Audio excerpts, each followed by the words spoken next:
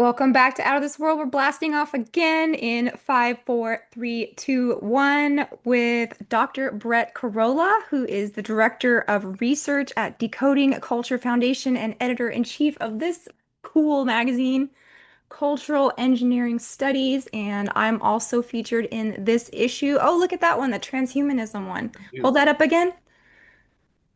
So you've got the robot hand reaching out to Adam, just like the Yeah. Sistine Chapel, right? Yeah, the Sistine Chapel thing going on in the second one. Yeah. Yeah. And so that's what we're going to be talking about tonight. We're going to be talking about lots of space, black magic, uh, clandestine people. What are they doing out in space? Somebody actually sent me, Michael, or Technographics, actually, are one of our mods. He sent me this. Clip about is space fake and gay? And they actually said something very poignant. And they said that now space is like the screen that we project on instead of the movie screen or the TV screen.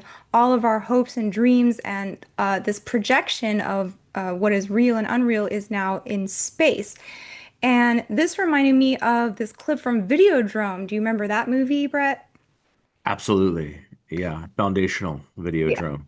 So, a very esoteric movie, a lot of body horror, but it actually has this clip too where it talks about the Videodrome is the where they stage reality and make it come to life. So, let's watch this clip real quick.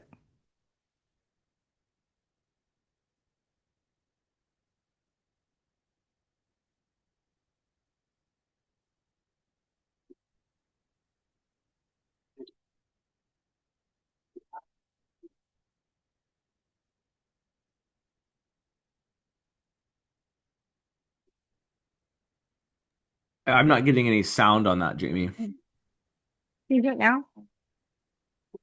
I can't hear it on my end. Oh. Barely, barely.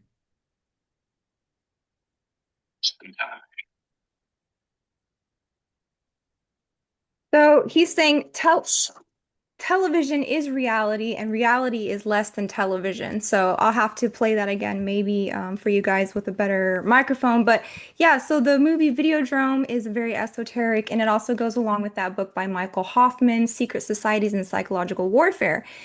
And the monolith in that book is also going to be corresponding to what we're going to be talking about when we talk about Arthur C. Clarke and the monolith of 2001 and 2010 and 3001 and how it is also representative of Luciferianism and also a technological evolution. So last time we started off talking about your article in here, and we were just getting into the three layers of what they are trying to tell you with space movies and science fiction. Can you remind us what that was? Yeah, well, the three layers of the alien deception, yeah, is Mhm. kind of a good lead in into talking about 2001: A Space Odyssey. Is that there's kind of two, and you could say three basic kinds of alien movies, right? There's the one kind of alien movie for shorthand, we called it kind of to serve man movie with reference to the Twilight Zone episode, where something like Independence Day, right, where the aliens are coming to harvest us, they're coming to kill us. And then there's the aliens are coming to bring us a global utopia, and the paradigmatic version of that, which we discussed in the last episode, was the day the Earth stood still. Both versions, there's many examples of that. I think it's the third version, which is the more esoteric version, what you see into like 2001: A Space Odyssey and other movies, is that the aliens are actually these. Maybe they're super evolved versions of ourselves, maybe they're trans-dimensional beings, whatever, but they're beyond good and evil. They're neither good nor evil, and they're here to evolve us into superhumanity. Okay. But the thing is, at a political level, all three layers of this are telling us that we need globalism, right? The aliens are coming to destroy us. I mean, look, I mean, Independence Day is pretty obvious. We have to all get together, and now Independence Day is a global holiday. Okay. And then, well, they're coming to bring us a global utopia. Well, globalism. And then the last one is globalism too. So at a political level, it all equals globalism. The third layer, though, is the actual clue into what the religion of the global elite class, in fact, is. And Arthur C. Clarke is, kind of the poster child of these people, and was the propagator of this religion because he in fact believes this, and it's this Luciferian religion that's all about inverting theological concepts in Christianity with a view towards sort of endorsing this apotheosis vision where we make ourselves God through the evolutionary process. We direct the evolutionary process toward becoming gods, and specifically we use scientific knowledge. And this is the difference, right? I mean, did these compare? We'll talk about Gnosticism, I'm sure, somewhere along the way in this episode, but like this is the key difference between like ancient Gnosticism and these contemporary kind of neo-Gnostic transhumanist worldviews is they don't have a transcendent dimension. They collapse the transcendent dimension into pure eminence. And it's not about what I would think of normally as sort of occult knowledge. It's just scientific knowledge that's actually performing the function of occult knowledge that's then the necessary and sufficient condition to salvation. To use theological terminology, I call this a Luciferian conception of knowledge. It's just the knowledge alone. It's not about moral regeneration, right? It's not about changing our will. It's not about union with God. It's really just about pure knowledge is going to turn us into gods. Hmm. And one of those proponents of this was Arthur C. Clarke, which you bring up, and I want to start talking about because at the end or the climax of this show, I'm going to show you guys what I found in one of his books called Arthur C. Clarke's Life in the 21st Century. So this is his writings on what is it going to be like in 2019. So we're 6 years ahead of this book, and I'm gonna save that for later because it's gonna make your jaws drop, hopefully. And what we're talking about is he's not a prophet. They're actually bringing these things into manifestation. So he knew that the world was going to be like this because he was part of the Interplanetary Society in London. These are the movers and shakers and intelligentsia of science, early science fiction, and like manifest destiny into space. So I was thinking today about like the very beginnings of this genre of sci-fi, and I guess we have to start with Frankenstein, Mary Shelley's Frankenstein. And I've always been wanting to do that for like spooky October. Maybe this year we will. But this is like 1818 Gothic novel, and it's actually was called The Modern Prometheus. So that was its secondary title. And Promethean theology is Luciferian, as you know, and we'll talk about that. Your mic is muted. I don't know if you knew that. There you go. No. I knew it was. Yeah, I just saw Okay. Guillermo del Toro. I haven't seen it yet. Has just made a movie of. I mean, he's one of these Illuminati directors. Just made a movie about Frankenstein. It's interesting. I just defended my PhD dissertation, which was about transhumanism and the religion of apotheosis is the name of it. And there I argue that really it's Mary Shelley's Frankenstein that's the myth of our age. And I really think it's interesting because Mary Shelley was married to this political radical and Percy Shelley, and then her mother, was this proto-feminist, and her father was an anarchist, and show that. But the novel is very interesting because it actually seems to be critiquing this marriage of the occult sciences with political radicalism, with scientism. I think this is completely appreciated by people what she's getting at here. In fact, she's critiquing the hubris, the dangerous hubris that's associated with this, and it is a quite prophetic work. And I do think it's the myth of our age. I just brought up the Guillermo del Toro thing because I haven't seen because I sort of argue that they're what the transhumanists do is they've revalorized or they've tried to sort of repair the reputations of Lucifer and of Icarus and Prometheus, okay, and of all these figures in history and mythology, and claim them for their own very, very openly. Many of them, Max Moore, the famous transhumanist, wrote an article in praise of the devil, and he calls himself a Luciferian in the article. So not just Prometheus, but Lucifer, they Hmm. claim. And they own the fact that, yeah, they're on the side of the serpent and the Garden of Eden and all this, but it's kind of harder to resurrect Frankenstein, Dr. Frankenstein, for them. But maybe that's what, maybe they're going to jump the shark and they're going to go full Frankenstein. Now, I don't know. I have to see it. Yeah. Oh, yeah. And this is a tale of, like you said, the intellect moving faster than the virtues. And we see this kind of in Silicon Valley with their mottos of like move fast and break things. So you've got these like very intelligent nerds, as it were, who are uh,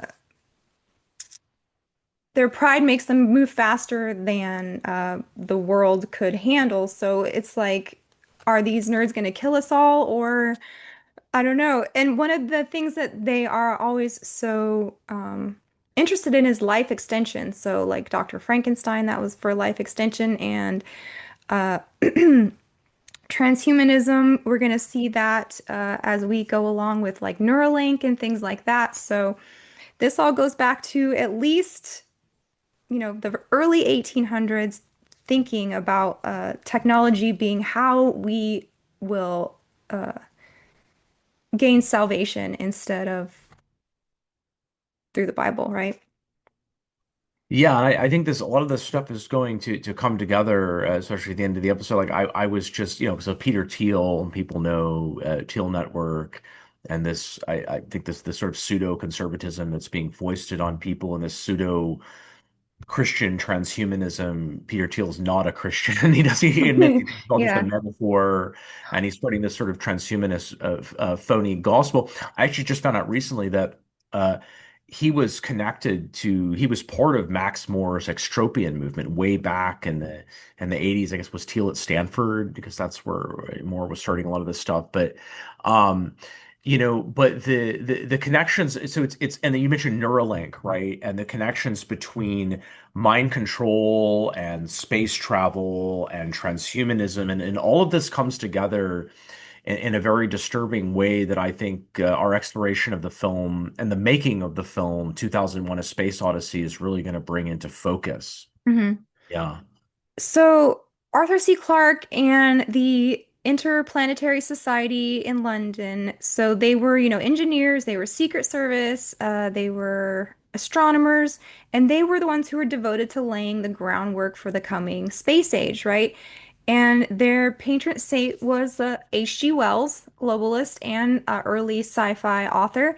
And so they decided that by the means of a new genre of science fiction, the Ordo Templi Orientis was able to put a lot of their ideas about sexuality and sex in space and channeling gods and alien life forms and stuff like that. So from the very beginning, the OTO has been heavily invested in sci-fi literature.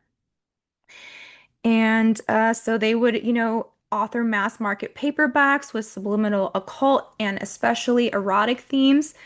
So Clarke believed that true science fiction was something which we would like to happen and probably will. So he's talking about predictive programming, right? And his books predicted, and these notes actually come from my live talk that I've never released. But we do talk a lot about what you are writing about in your article, 2001, Childhood End, Arthur C. Clarke. He predicted online shopping, biometrics, smartphone addiction, and targeted advertising.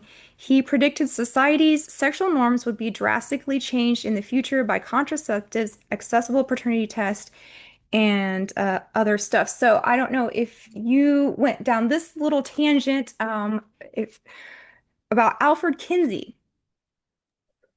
I didn't go down the tangent with Kenzie, but the stuff you're saying is really enlightening me because the question I keep asking, I'm not, I mean, people should, I'm not I'm not like an expert on science fiction, by any means. So I'm coming like I'm coming to trying to understand. I read a lot of Philip K. Dick and other things, and I don't, on the face of it, like, what is this connection between sexual degeneracy and science fiction? Because it's there, right? I mean, Mhm. Thomas Millery, or the president of DCF, sent me this.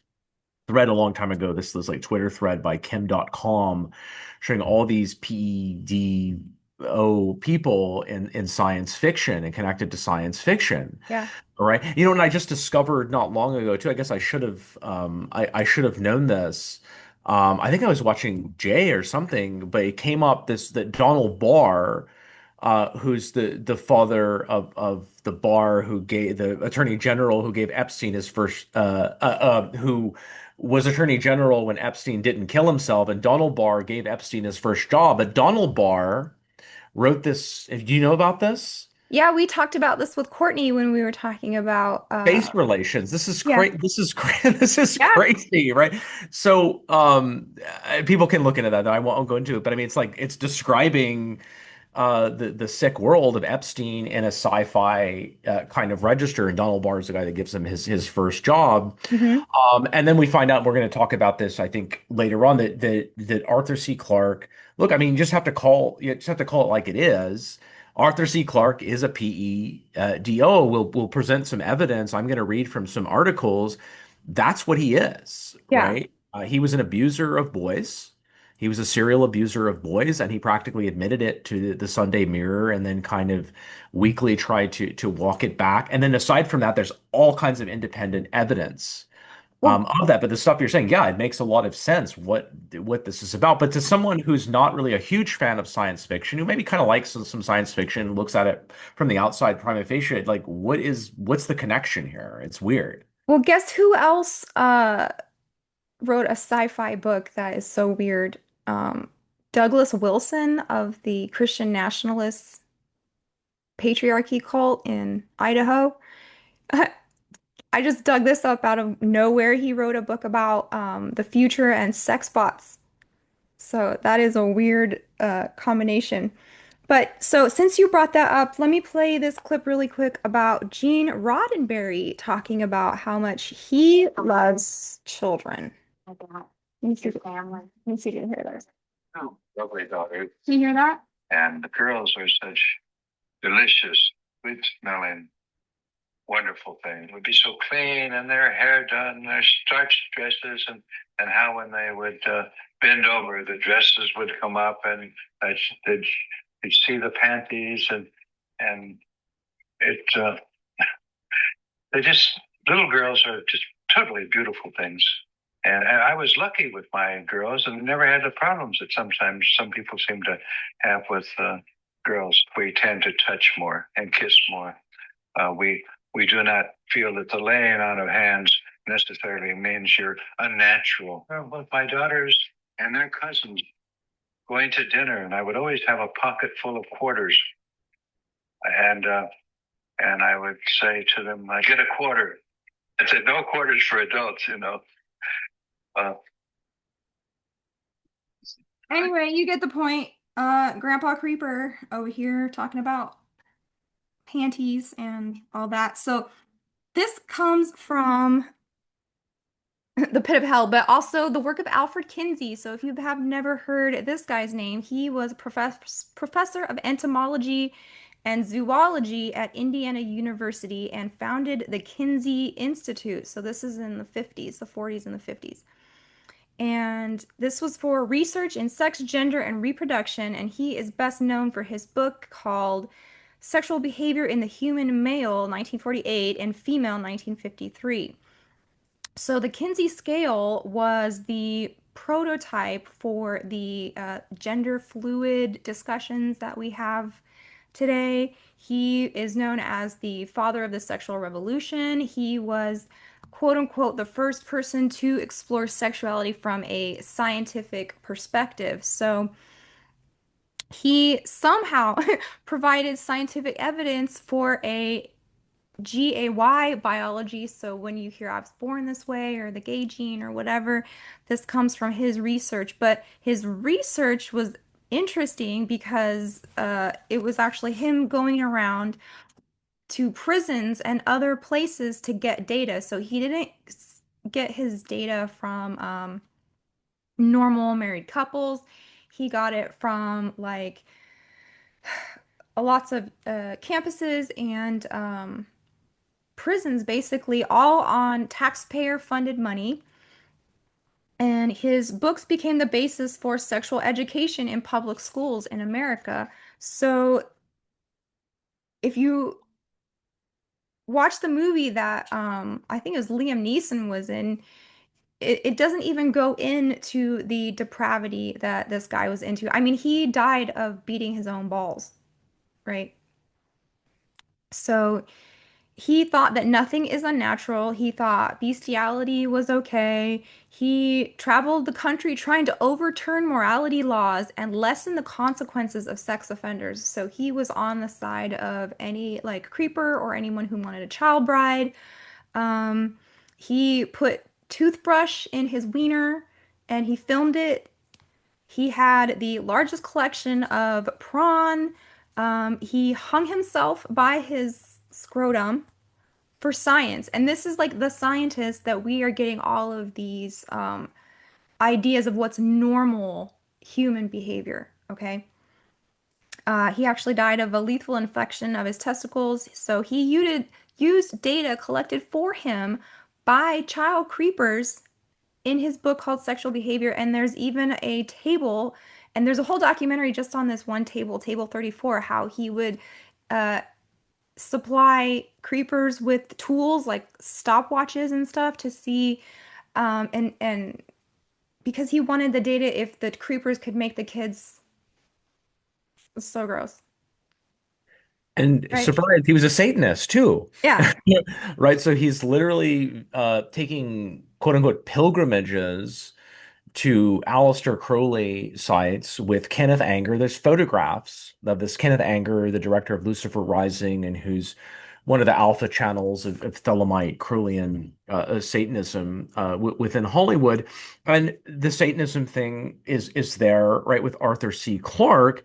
I mean, they can hide behind whatever they want, but I mean, like Clarke is also just kind of like Max Moore, who calls himself a Luciferian, but says Luciferian is just a belief in reason. Clarke identifies himself in various ways as a Luciferian. I mean, the dead giveaway is in the Childhood's End novel in Hmm. 1952, where the Overlords, which is one of many iterations, many versions of these super advanced, whatever alien beings that are evolving us into gods, literally come and they appear as the fallen angels, Hmm. as demons, and in a million other ways, right? He's misappropriating and inverting Christian theology to turn it on its head and make the serpent the good guy and make the last days all about creating this hell on earth, which is really there's I mean like we can split hairs with people about this. Maybe your audience will appreciate it that we just say they're Satanists. Yeah, they're Yeah. Satanist. The Arthur creeps. C. Clarke is a Satanist. We can get into the weeds about this and explain the Right. connections, but they're really laughing at you when you do that. Because they can have whatever disagreements they want, but they really, whatever it is, something about them just inherently, metaphysically, viscerally draws them toward these satanic symbols and tropes and things like that that they identify with. Hmm. And guess who else was a big fan of Kinsey? Hugh Hefner called himself Kinsey's pamphleteers. So these are the morals that are being disseminated down to the public through science fiction and comic books. And so Arthur C. Clarke was obsessed with Kinsey's scale of sexuality, and he actually wrote a 1972 novel called Rendezvous with Rama.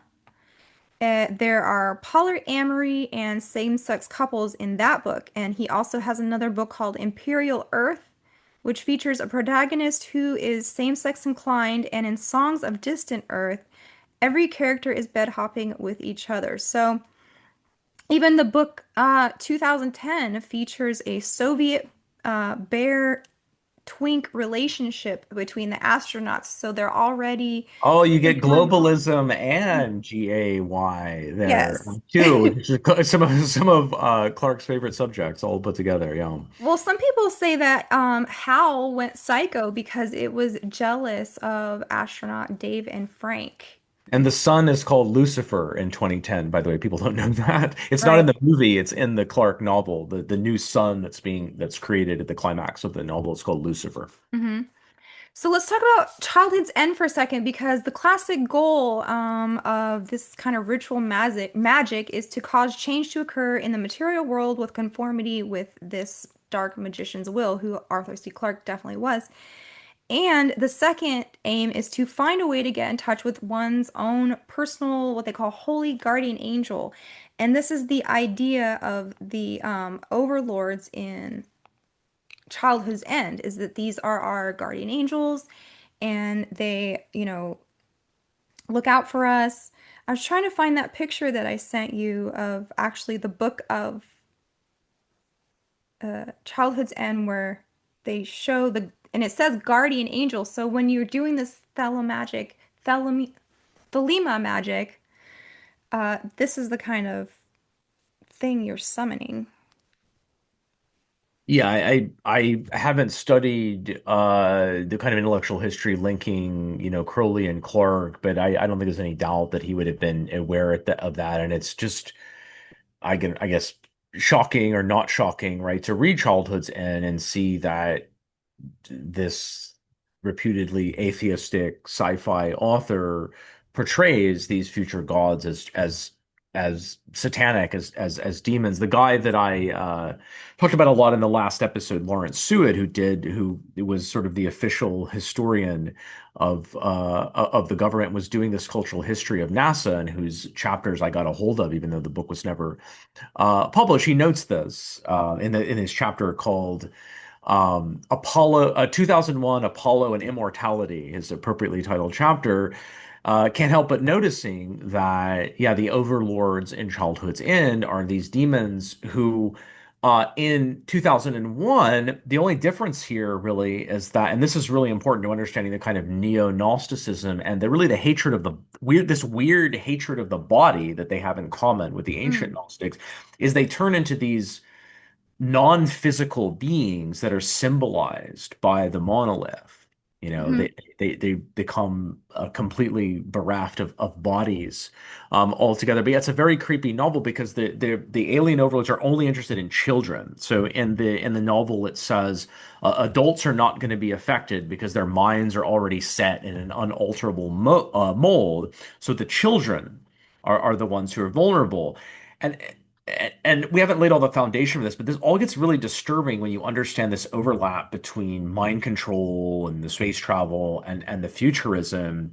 This is really about trauma-based mind control of children, is really what I believe is being referred to Mhm. here. And also the generation gap thing, right? Because there's the micro level of the mind control. I talk about this a lot in the Psyop Cinema show, is that the kind of MK Ultra micro level of the mind control, what you see in our cultures, it's scaled up, and you see we have a lower intensity macro version of it, but the generation gap, is an example of that. So the novel written in the early 50s is dramatizing the generation gap and making it kind of literal, where the adults are going to have to be completely wiped out, and only the children who can develop these psi superpowers are going to be the ones that are left over. So and given that we know about Clarke, and what we'll substantiate more later, we know about Clarke's prurient interest in children. This is very disturbing to see this in the novel, this bizarre interest in children.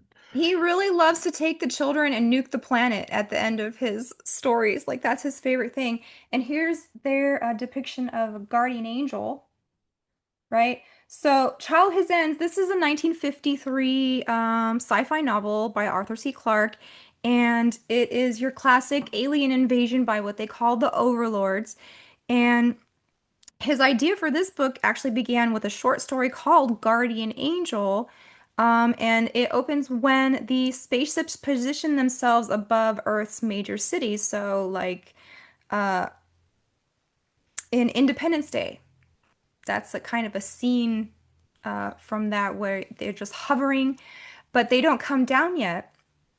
And they start helping the world technologically. They start giving them like healing remedies and stuff like that because they're not ready to reveal themselves because they look, like you said, exactly like demons, right? So they want to get everybody conditioned and used to their presence before they reveal who they actually are. So this is like at the end of the Soviet space race, they announced that they're taking over our international affairs, just kind of like in not World of Worlds, Day the Earth Stood Still, Yeah. because we cannot be trusted to manage our own planet anymore. They're here to intervene. They usher in a new golden age of peace and prosperity. They give us technology. And they talk about, like you said, the overmind, which is this cosmic intelligence which is free from material existence. And let's see, they say that the time of humanity composed of single individuals is at an end, and the Earth's children's minds must merge into a single group consciousness, right? Yeah, this is a really important theme, and Clarke is maybe the first person to articulate the sort of hive mind because you have exactly this scenario in Ray Kurzweil's Singularity and any number of transhumanist visions is that everything is because you have this cybernetic view of the human, and Arthur C. Clarke is explicitly signed on to this cybernetic view of the human. It's basically like an elaborate computer. Okay, I won't go into all of the Macy conferences and cybernetic stuff because but it's the concept of the human that informs the MK Ultra stuff. That we're basically we're elaborate computers that run on feedback loops or biochemical computers or whatever. And if you have that view that we're just information processing systems, okay, then you're basically deontologizing the human. The human is not something created in the image of God. It's just a system. I've heard this recently that we've gone from having human resources departments, which is already really sick and distant, which comes from Tavistock, by the way, that human resources, I like you're a resource, Yeah, the right? Why human not just is call the it resource. I get yeah, it. why not just call it personnel? It used to be called personnel. No, that's Right. Tavistock stuff because you're a resource. Now you're not even a resource, you're a system. Mm. Okay. So if humans are just basically these systems of information, eventually they can be integrated, right, up into this common system. So even the most optimistic utopian visions of this just have everything melting into this blob hive mind scenario. And Clarke was at the ground floor of articulating that vision. Hmm. So no longer human, the children have to leave the planet to join the Overmind. And this is, like you said, the next step in evolution. And the last man on Earth voluntarily stays behind to witness Earth's destruction as the demon Carollo gives a final salute to the human species. So this is Clarke's vision of the future and what he would like to see happen. And this is even more laid out in 2001, A Space Odyssey. Now, before we get off of Childhood's End, uh, so the OTO is a sex magic cult, and I'm pretty sure he was in it. So maybe next time you want to explain something, I'm going to look up and make double check that this is right because I'm pretty sure Arthur C. Clarke was in the OTO. Okay, well, Jimmy, let me look up that. Let me take a break, and then how about I launch into the making of 2001? Okay. Okay, I'll be right back. Says AI says, let's see.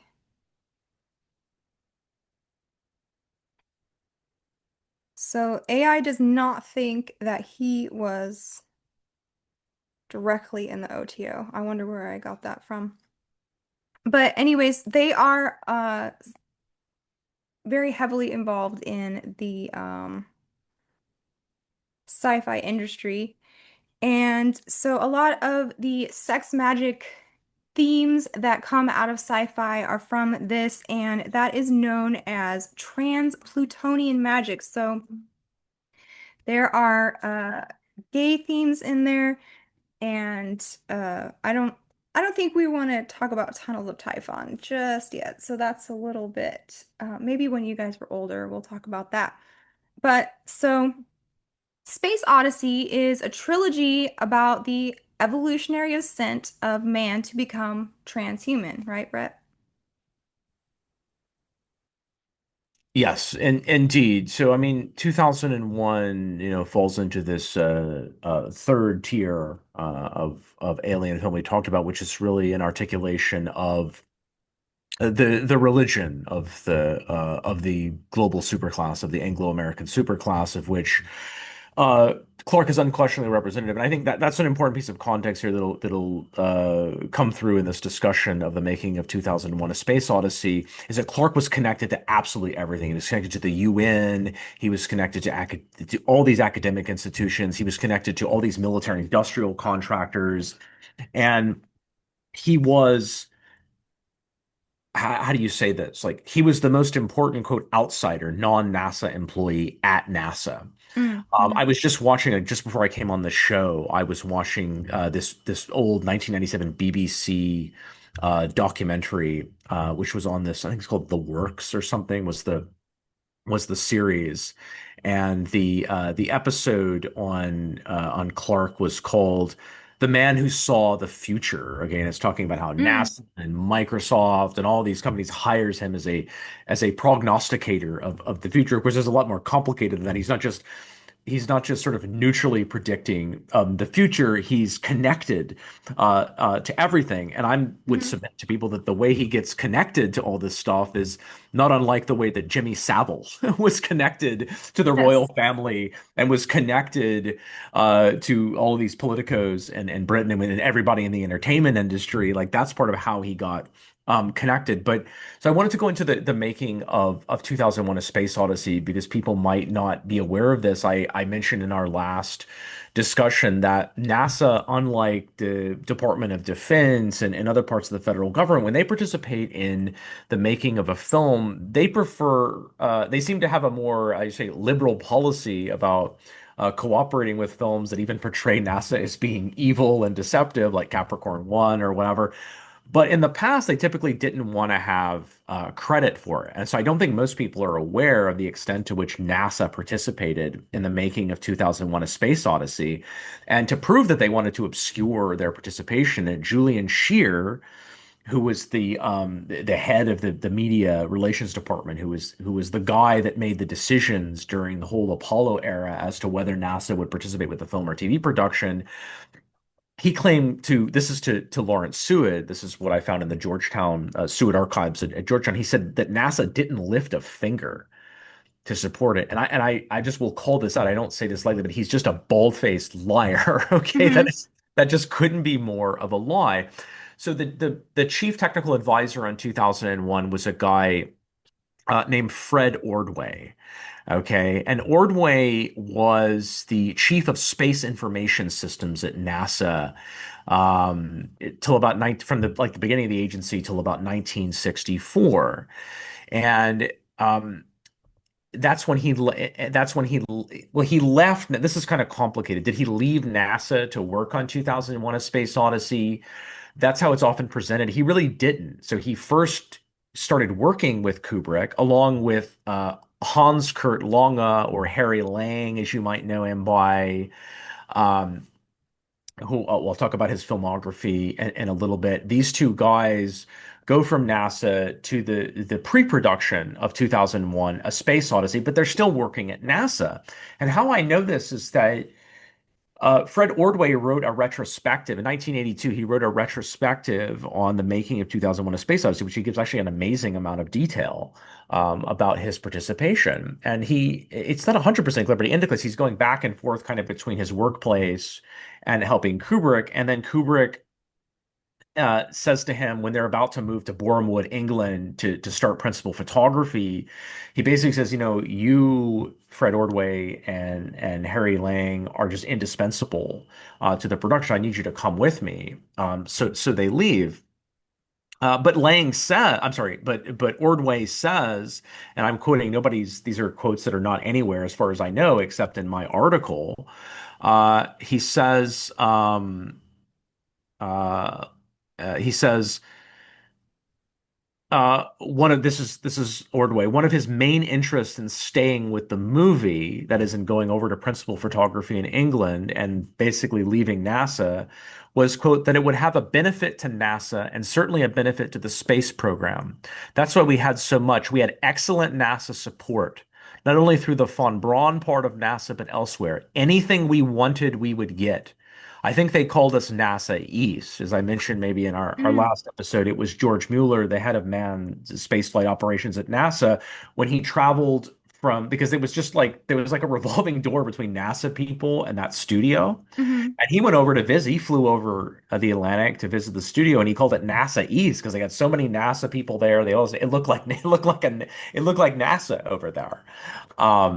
So there's no question that, and then okay, so to go on, then Ordway says we had full. This isn't in the article. This is in the interview. He says this in the article too. He says that we had the full support of NASA, but he says here in the interview we had full support of NASA, and I felt it would be of great benefit when you have a super production, very very carefully done by a named director. It had to have benefit to the space program. It was one of my incentives for staying with the film. So NASA has really gone out of its way at various times to obscure its connection to the production of 2001: A Space Odyssey, but it was just deeply, deeply, intimately involved. Now, where does Clarke come into this? Well, Clarke met Ordway. Fred Ordway comes from this like rich banking family, I think, which is significant. Hmm. Um, and Clarke met Ordway before Ordway was ever in NASA. He met and befriended him in 1950 at an aeronautics conference in Paris. And then 9 years later, when Ordway joins von Braun's staff at Redstone Arsenal, when Redstone then is converted into Marshall Space Center, but from the very beginning, Clarke is just a fixture at NASA and can just come and go as he pleases. I mentioned, to give an example, that I mentioned that in the early 70s, NASA had this big powwow at Wallops Island to figure out like what are we going to do to sort of revive the public image and our PR situation because people are rapidly losing interest in the space program. And as Julian Scheer admitted to Lawrence Seward, the only outsider at that meeting was Arthur C. Clarke. So Arthur C. Clarke comes and goes everywhere, and it gets better. So it's not just NASA that is so deeply involved in the making of this film. It is, I don't know how else to say it. It's like the entire military industrial complex is Hmm. involved in making this film. So to give a couple examples here, um, and it's Clarke is instrumental, this is according to Ordway's retrospective, that he wrote in 1982. Clarke was instrumental in securing access to these military industrial contracts. He doesn't explain how or why Clarke is able to do this, but he writes, for example, Clarke and I had a long session at the Grumman Aircraft Engineering Company in Bethpage, Long Island on the 11th of March, reports Ordway, the first of several visits designed to keep us current on progress with what was then called Apollo's Lunar Excursion Module. And then Ordway goes on later. I found myself visiting General Electric's Missile and Space Vehicle Department near Philadelphia on Discovery Propulsion, the Bell Telephone Laboratories in Murray Hill, New Jersey on deep space communications, the Whirlpool Corporation, Benton Harbor, Michigan on food equipment to be used aboard Orion 3 and Ares 1B, Honeywell Incorporated in Minneapolis on a variety of vehicular controls, and IBM in Armonk, New York, and its Elliott Noise contractor in New Canaan in Connecticut on all our computer cycles. And I found out, so I had Matt Alford, who's one of the top writers and researchers on the relationship between Washington, D.C. and Hollywood, and who lives in England. He teaches at Bath University. I had him go to the Stanley Kubrick archives in London, or the DCF paid him to go to the Stanley Kubrick archives in London because they don't release anything. It's like it's weird. It's like posing as this kind of transparent, like, oh, we're trying to let researchers come and see all this stuff from Stanley Kubrick. Really, what they're doing is sitting on it, and they don't let anybody take anything out of there. They don't let you make any copies of anything. If you can get there, you can make notes. I put in requests to the Kubrick family and the Harlan family to have this stuff copied and stuff. They never even responded to my duly filed request. But what you can do is you can go there and you can look around and you can take notes. And Matt took some excellent notes that I'm going to be referring to. But among other things, he found out that like Dr. Ronald Smelt, who is the chief scientist and vice president of Lockheed Aircraft Corporation, assisted. Okay. And so it gets better. And again, Clarke is the the liaison. I can't say of all of these contacts, but a great many of them, certainly in academia, certainly he's the person that recommends Ordway and Lang to Kubrick. He's the person that makes the connection through NASA, gets the NASA support. And Ordway is able, by the way, even when he's not working at NASA, supposedly when he's left NASA to work for Kubrick, he's coming back and they're allowing him to take pictures of all these facilities. Uh, uh, you name it, like Kennedy, Marshall, Langley, all of this, right? NASA is completely supporting this production. I mean, that's like a national security thing, right? So like he's taking pictures of all this stuff. Um, It's almost as if it was a moon landing or something, right? yeah. So then, okay, so the U.S. Embassy in London, and if those of you who are experts on the Anglo-American establishment will know that the U.S. Embassy in London is an outpost of the Anglo-American establishment, going back to the era of Woodrow Wilson. So the U.S. Embassy in London is coordinating a lot of this. Oh, and just not to get too far off track, but I may or may not have said it in the last episode, but this weird arrangement that NASA had with the Hollywood and the entertainment industry, and try to explain this, I don't know, but this is what it says in the documents, is that NASA made it clear to the Hollywood studios that not only would it supposedly cooperate to varying degrees with anybody who wanted to make a film, but it would coordinate assistance to NASA contractors. Mm. So to Philco and like some of the stuff I mentioned, like Marooned, for example, how I think Philco and other and aviation companies, and like NASA is spending taxpayer dollars to help Columbia Pictures and whatever, like make the not just giving out the phone number. Well, we'll make the phone calls for you. We'll Uh-huh. set it up. Why they're doing this, you have to go a little bit deeper than what meets the eye here. But anyway, the U.S. Embassy in London, okay, is involved in quote coordinating assistance and between England and the United States and and academic institutions and contractors in England. And I just like this is like the whole establishment is on board with 2001. Okay, this is a movie. If you want to take a movie that you can prove is supported by like the entire Anglo-American establishment, it's this movie. Oh, but it gets better because the Soviet embassy visits the set. The set is this revolving door, and I have the pictures in my article because they're in Ordway. I reproduced them from Ordway's retrospective. But you have the scientific attaché Boris Polikarpov, who gave Ordway moon photographs, is visiting the embassy. And then you have like U.S. naval attaches. Some of them will be like future NASA people, but they're working now for the embassy and the Navy. And they're all just mingling together here on the set of 2001, A Space Odyssey. It seems like NASA is just another production company almost of Hollywood. Yeah, and I'm not being coy with people when I say like I'm not sure like do we go to the moon? Is space fake and gay or is it real? I'm just being honest. I don't know. Yeah. What I do know is that um the hoax theories are definitely partly supported by NASA. I've just given tangible examples. Hmm. Capricorn 1, fly me to the moon. NASA supports this stuff partly because this is the psychological warfare to tell you that, and this is the occult worldview, that there is no difference between perception and reality. If you control people's perceptions, you control reality. That's all there is. We control your perceptions, therefore we control reality, and That's therefore we video control you. drone. Yeah. And that's Videodrome stuff, yeah. Yeah. I mean, so that's the ideology that they're promoting, whether space is real or not. And I just don't know. I just can't decide. The Apollo 11 stuff looks pretty fake. I mean, I can't see anything from it. There's Yeah. nothing there. I mean, He it's all very called from a grainy. landline. Yeah, I Remember don't. Nixon like picked up the phone and like called the moon. Like, okay. So 2000 font is so important to occultists because it's basically a mystical Darwinian apotheosis story, right? Where conflict leads to synthesis, beginning with man versus AI, which was Bowman versus Howe, and ending when Howe and Bowman merged together in an entity known as Howman at the end, right? In 3001, yeah, it's called Yeah. Helm. It's the merger of the two. Yeah. Howman. And that's what we were talking about last week with the Star Trek motion picture. He merged with V'ger at the end. And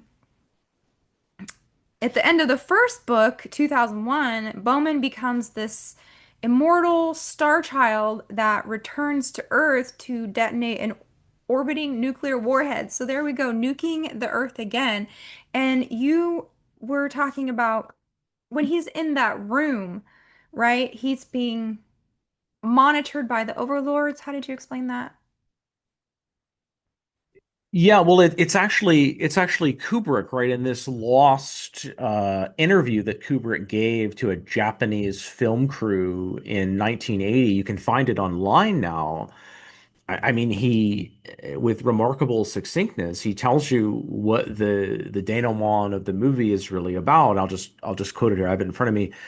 This is Kubrick speaking. Hmm. The idea, I have to say, by the way, too, it's funny. I just read that he's on the phone in the interview. Kubrick's on the phone, but apparently, um, Kubrick just didn't want to be interviewed on camera, so he's in the studio, like like 100 feet away on a telephone. Like, so it looks like they're calling him at his house or Uh-huh. something. But he's on the phone. But he says the idea was supposed to be that he has taken in, this is Bowman, by godlike entities, creatures of pure energy, right? So they don't have bodies anymore, pure energy and intelligence with no shape or form. They put him in what I suppose you could describe as a human zoo to study him. And his whole life passes from that point on in that room. And he has no sense of time. Mm. Anyway, when they get finished with him, as happens in so many myths of all cultures in the world, he is transformed into some kind of super being and sent back to Earth, transformed and made some kind of Superman. Hmm. So it's apotheosis. Right. It's pretty simple, in its way, And as I just and it's in the Ordway retrospective, he mentions that the day before they began principal photography for 2001, Ordway and his wife attended a performance of the eugenicist George Bernard Shaw's Man into Superman, along with Oh, along with really? Kubrick's assistant Roger Carrison, his wife. Yeah. We just recently have been watching the Aliens again, the Prometheus and the classic Aliens. And when the cyborg was born, or David, the artificial AI, the first thing he plays was the entrance of the gods to into Valhalla. So there's And you have Thus Spake Zarathustra playing in yeah. 2001. And yeah, Yeah. so it's all about it's all about the breakdown of the barriers between the human and the non-human, whether it's alien or it's computers or it's what have you. It's that hybridity. And that just comes from their perverse conception of what a human being is, which I'll spare people the long, intellectual history of it. But when you reject the true view, which is that man is the image of God, is created in the image of God, and is an ontos, has an ontology, is a real distinct entity. When you reject that, eventually you're going to end up with the blob, the Yeah, the hive Borg. mind, whatever the Borg, the Yeah. blob. Yeah. They love that. And then those who refuse to embrace their progressive agenda, you say, like this neo-feudalism and depopulation, are not going to go into the future, right? We've got to kill you. And yes, they've got to kill you. And so in 2001: A Space Odyssey, it's a little bit subtle because it's taken out, but in the script there was narration. It's a weird thing, like a lot of Kubrick films, I guess there would, like, including Eyes Wide Shut, there's narration that gets taken out. And this one had narration where it explains that at the beginning, when the eight men throw the eight man throws the bone up in the air, and these satellites have nukes pointed at the Earth. And in Clarke's novelized form of this, Clarke didn't write a novel, then it was adapted to a film. The Kubrick and Clarke developed the story simultaneously, and Clarke published it as a Mm. novel, and it was made into a film. But in Clarke's published version of the novel, the Star Child nukes the Earth, and I have the quote somewhere here, if I can find it, where um, he says. Yeah, I know. Here it is. I think I found it here. Well, maybe I can't find it, but basically it says we've destroyed the planet. So we have it coming. Let's see, maybe I can find it here. Oh yeah, here it is. So this is in 1972, in a book he wrote in 1972. He says, "We have wasted and defiled our own estate, the beautiful planet Earth. Why should we expect any mercy from a returning star child?" And so just like in the 2008, I believe it was 2008, the remake of The Day the Earth Stood Still, the Kanakar is not coming to save it, coming to just like, you guys, you deserve death, you deserve to be destroyed. And by the way, in this is in Ordway's retrospective. He explains that what's going on, the reason everything's so dry in the world of the man apes, whatever they are, the ape men, Hmm. at the beginning, and what forces them to evolve is because of climate change. So they Oh, already had the climate agenda is already in there. It's just a little bit subtle. that Yeah, reminds me, that's kind of like the Planet of the Apes too. It's all like dusty and that makes total sense. I'm desert. sure it's coming out of Yeah, the same milieu. Yeah. interesting. So, where do we go? Because there's a couple pathways here. I want to talk about the monolith itself because you mentioned the UN headquarters in New York City has this, and I agree with you, a black monolith there up in the meditation room. So in 2020, mysterious monoliths begin appearing and disappearing from Utah to Romania. Do you remember that? It was just kind of like pranks and artistic installations, they said. So they said most of these events were credited to prankster and art collectives and copycats. But the monolith of 2001 is based on what they call the Sentinel, which was a story about an extraterrestrial entity that arrives to facilitate the next step in evolution, which in the Temple of Set is called the Black Flame, or the whatever you interject into humanity to give them another quantum leap in their evolution. And it's technological too. So they said it was originally shaped like a pyramid. It represents the evolutionary leap that transforms the ape into the spaceman. The monolith is the harbinger of the overmind who harvests and absorbs life into itself. So, yeah, Michael Aquino taught that non-natural evolution, the black flame, or the gift of Set, and he believed the idea of the gift of Set was promoted to a wider audience in the 2001 movie, and the black monolith was the symbol of Set. So they even go on to say Stanley Kubrick experimented with projecting images onto the monolith's surface, but it that would have made the idea too obvious that it was a movie screen, and instead he used the cryptic upright presentation to hide the simple clue that the movie itself is the monolith and we are the apes. Have you heard that before? Yeah, I have heard that before. And I mean, the confirmation about the black cube thing is that in Clarke's book 3001, the black monolith that's found on the moon in 1999 is brought back in 2006. This is in the novel. And it's installed in front of the United Nations building in New York City. Um, Clarke got an award from UNESCO, he's to the UN. Didn't he It's no also question. Yeah. he also won NASA's Distinguished Public Service Medal in 1995, right? Yes, in 1995. And he was knighted in whatever it was 1990, and that's on the occasion where, it's just kind of like the Star Trek creator there, Roddenberry. You put these sickos in front of a camera enough, and they can't help themselves. And to me, it's not a coincidence that it's right as Clarke is getting knighted by then Prince Charles, who himself is I don't think any question a victim of this sort of stuff at the hands of his great uncle. Um, anyway, that's when he shoots his mouth off to the Sunday Mirror and some stuff that we're going to read pretty soon. But yeah, so I don't think there's any question that Black Cube and all that stuff is connected to the monoliths at the Hmm. United Nations building. Well, talk a little bit about their perverse spirituality. Now, I made a note that if you want to reference your own article, it was page 112 of issue, the one that you sent me online. Is that number three Well, or number? this is number two. Mm-hmm. Number three will have your Pinocchio article Oh, okay. So issue in it. two, What page is one, on page page 112? 112 of issue two.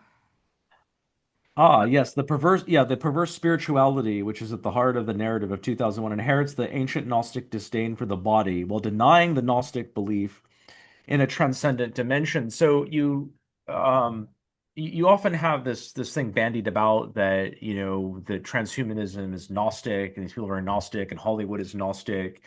And this is true to an extent, but people have to understand there's a really crude, and the Collins brothers articulate this really, really well. They're the key difference between ancient Gnosticism, and you've talked about you're versed in this stuff. I mean, you know the Nag Hammadi stuff, and you know the ancient Gnostics. This was a Christian heresy, right? People who read Paul's letters will see all sorts of allusions to these Gnostics that were these wolves in sheep's clothing that were trying to take over the churches and voice this counterfeit spirituality on people, and they were preaching that there was this that the God of the Old Testament and the God people were told about really wasn't a God. He was this evil demiurge figure. You sometimes get this terminology from Platonism because they have a relationship to. They're like the Gnostics are like rejected by the Platonists and they're rejected by the Christians, or rejected by everybody. But there's an amalgam of Platonism and Christianity here, and they speak of this like false evil creator who's not the real God, who kind of thinks he is, but he's this sort of mistake that happened in the course of this kind of Platonian emanation. There's not really a creation in their view, there's an emanationist view, right? That everything just sort of spills out of God. And then once you start having creation, it's bad for the ancient Gnostics. Things being Mhm. created are prima facie bad and fake. And the world we're living in is a fake world and a bad world created by an evil God who wants to think he's God and he wants to control you. Now, the modern Gnostics, including these Luciferian transhumanists of the stripe that we're talking about, they're Gnostics, but they don't have the transcendent dimension. So to them, all there actually is creation and this full, and that what it is about becoming your own God, because the ancient Gnostics think that you really are coextensive with God. You're God by essence, which, in contradistinction to what is taught in proper Orthodox theology, is that, yes, God wants to deify us, but that's not about becoming God by essence. That's about uniting with God's energies, which are mystically somehow contain all of God, right? Mhm. That's a sort of true mysticism that I think is ironically missed by all these occultists and all these people that think they're so mystical. They can't understand how God can be whole and his energies, Mm. right? And you can Mhm. unite with that, and you can mystically retain individuality and also be deified. For them, you have to get the blob. It's a sort of brute force mysticism. But these neo-Gnostics, who can sometimes be confused as materialists, but really aren't, right? Because you see that Clarke is talking about getting rid of the body, and the body is bad, and everything's being just transmuted into some pure, non-material substance. And the transhumanists are like this too. I mean, to someone looking at this from afar, it might seem surprising, but they're not physicalists or not materialists, but they're non-transcendental. They reject the transcendent dimension. So that's where you get this Gnosticism that doesn't have a transcendence. And so what they want is to be the demiurge. They Oh, want to be yeah. this devilish figure. They don't want to transcend it. So it's really worse than ancient Gnosticism, Well, actually. and that would make sense why they would want to build a container for their consciousness out of technology like a sim or a Android, something that you could download your consciousness into and that body could live on longer than a biological body. Yeah, the upload Hmm. thesis. Yeah. Yeah, and there's a yeah, and there's a predecessor to I'm trying to remember his name. I'm having a blank. The guy who's the predecessor to Ray Kurzweil, who wrote uh, I should remember his name right now. But he wrote this book. Let's see, Physics, Immortality.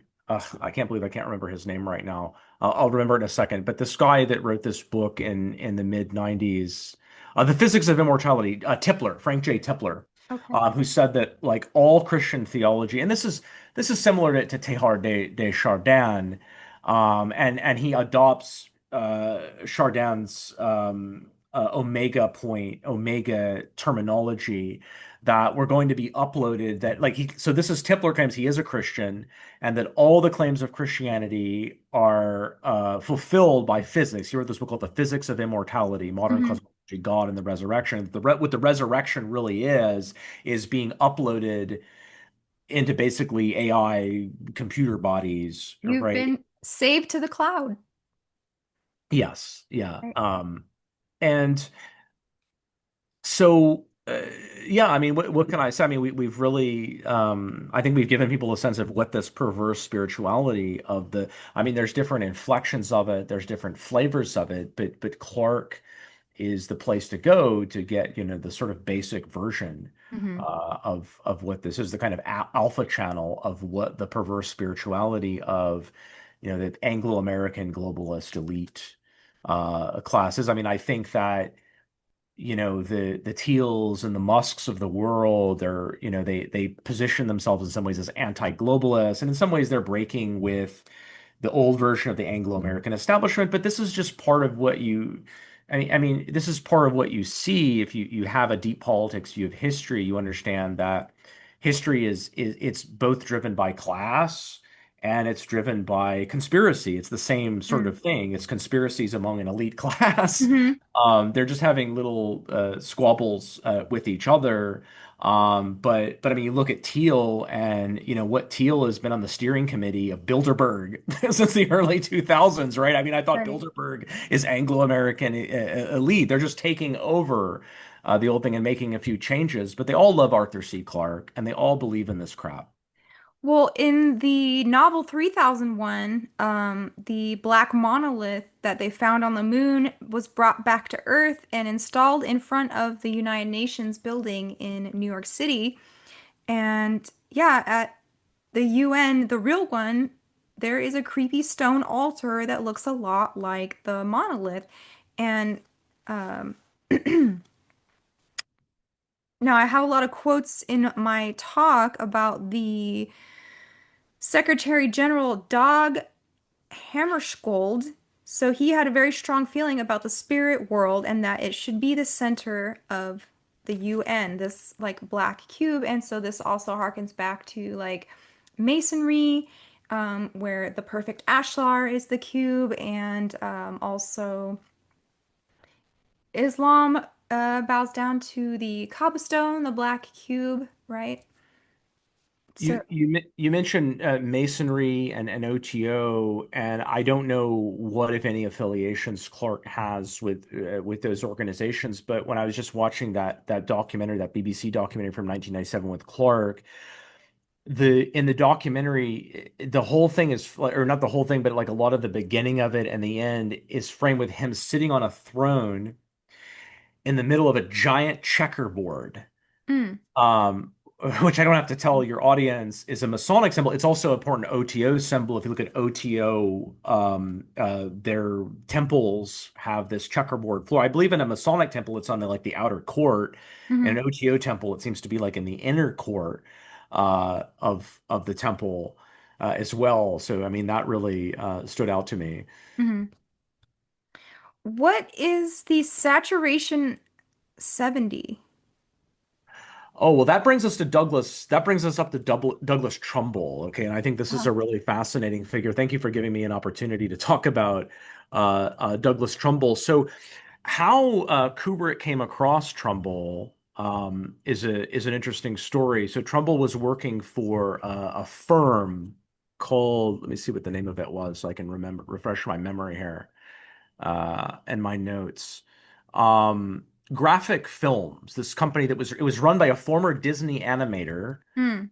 and that produced films exclusively for NASA, the Air Force, and private aerospace contractors. So Trumbull's the guy. Trumbull's going to become one of the most innovative people in special effects in Hollywood.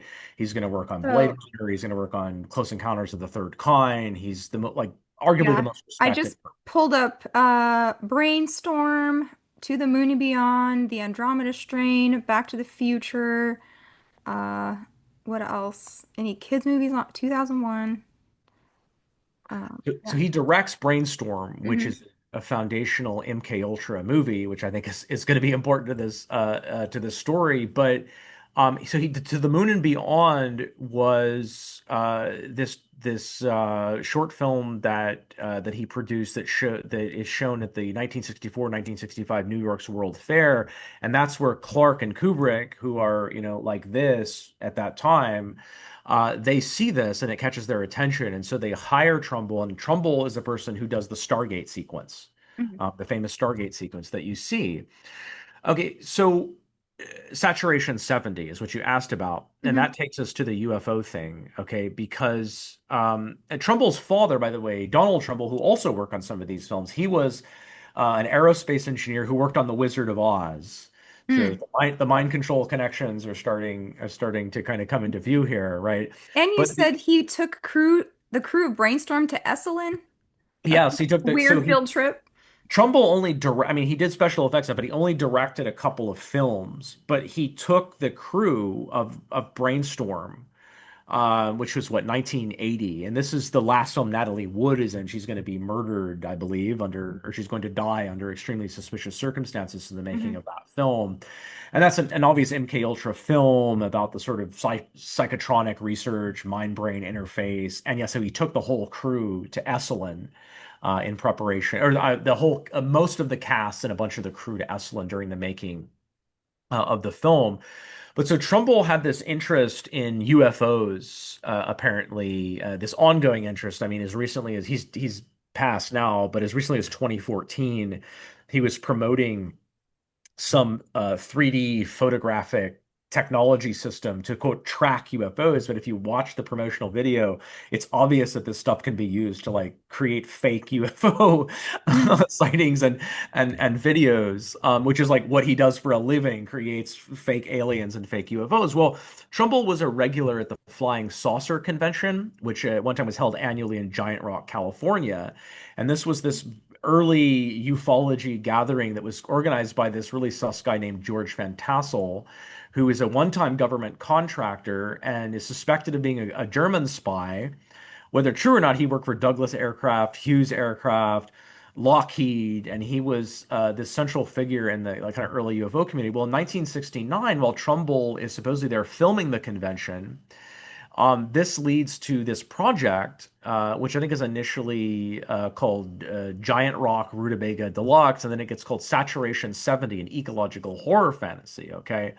And Trumbull was supposed to supervise the special effects of this film, which never got completed. But the stars of the film were Michelle Phillips and Graham Parsons, okay, who are, if you've read Dave McGowan, are pillars of the Laurel Canyon scene and all connected to military intelligence families and all this stuff. And I mean, I think the whole Laurel Canyon scene is a gigantic psyop. And the stars of the film star though was actually supposed to be the 5-year-old son of Rolling Stones guitarist Brian Jones.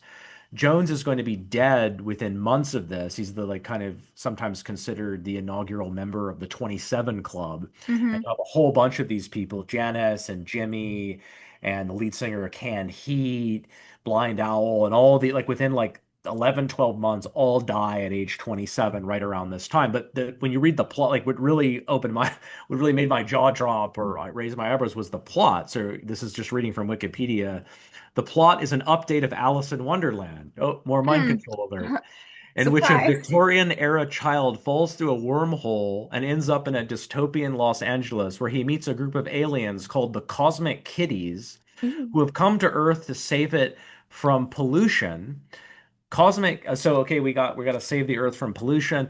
And it's a cipher. Like all of these plots are just ciphers for dissociation and mind control. Like just like Mm-hmm. when we get to Flight of the Navigator, we're going to see that. But in the reference to children, I don't know, that might seem just random and innocent to people. But then when you look at the cast, it includes Balthazar Klazowski, who's this. I don't even recommend people look at this guy's artwork. He's just a really gross, degenerate artist that portrays prepubescent girls in ways you shouldn't, Uh-huh. and it's really disgusting. Um, and so then you have the same guy, Trumbull, goes on to direct one of only two. The other film he directs is it Silent Running or something, which has like obvious deep state sort of kind of themes. And his only other film he actually directs then is Brainstorm, which is Hmm. just one of the like main MK Ultra cinema films. So yeah, it strikes me that this connection, Disney and NASA and mind control and the mind brain interface thing and coded dissociation and a weird interest in children, like it just in the career of Douglas Trumbull, like we see so much of that I don't know, coming into focus there. So, and I think some people in the chat our previous episode mentioned Trumbull, even though we didn't mention him in the episode. So yeah, we definitely needed to get into Douglas Trumbull here. Hmm.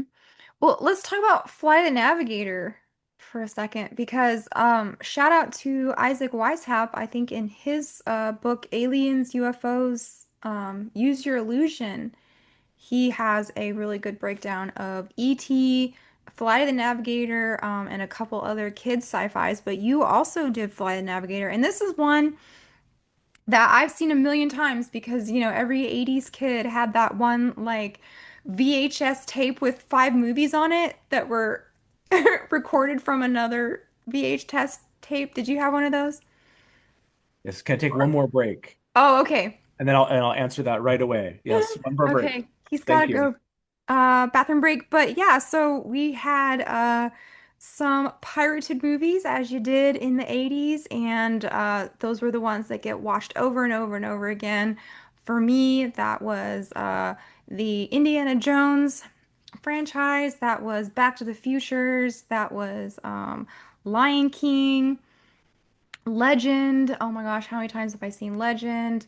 Uh, the Last Unicorn. And Fly the Navigator was one of those, like you just pop it on and play it when you have nothing else to do. But this is definitely one of those weird, you don't understand what's going on. It's a weird Disney movie, and it was made in association with NASA. And I think one of those, what would he call it? Space Act Agreement. It wasn't one of those, but um, when he gets back, he'll know exactly. Oh, and I did happen to watch Explorers too, so we can talk about that one. Well, I heard everything you said, and no, there wasn't a Space Act agreement because the we only have Space Act agreements during the tenure of Bert Ulrich, which is 2005, until I just found out Bert Ulrich, who's the multimedia liaison to film and television at NASA from 2005, now has apparently just left NASA. I found a press release from July of this year that says now he works for, didn't we talk about space and the number 11? He works for a Mhm. company now called Space 11, which is Oh trying to do no. movies in space. Um, so Bert's not there anymore. So we don't know. I have found out some more information about a little bit more information. I wrote to an author. So in my article, I refer to Diamonds Are Forever. Okay, the Bond movie where you see Bond stumble onto a set of a fake moon landing, and I mentioned that that's NASA supported. And I did, like, full disclosure to your audience, I made a mistake because I confused Moonraker with Diamonds Are Forever. I knew Moonraker was Oh. supported by NASA. I didn't know Diamonds Are Forever, but I went researching this and I found out actually I don't need to change anything in my article because NASA supported Diamonds Are Forever too. They sent the moon buggy specs. Okay. And that same author sent me an interview that he'd done with one of the old NASA historians regarding that said, yeah, they had a quote unquote informal relationship with the entertainment industry in the 80s.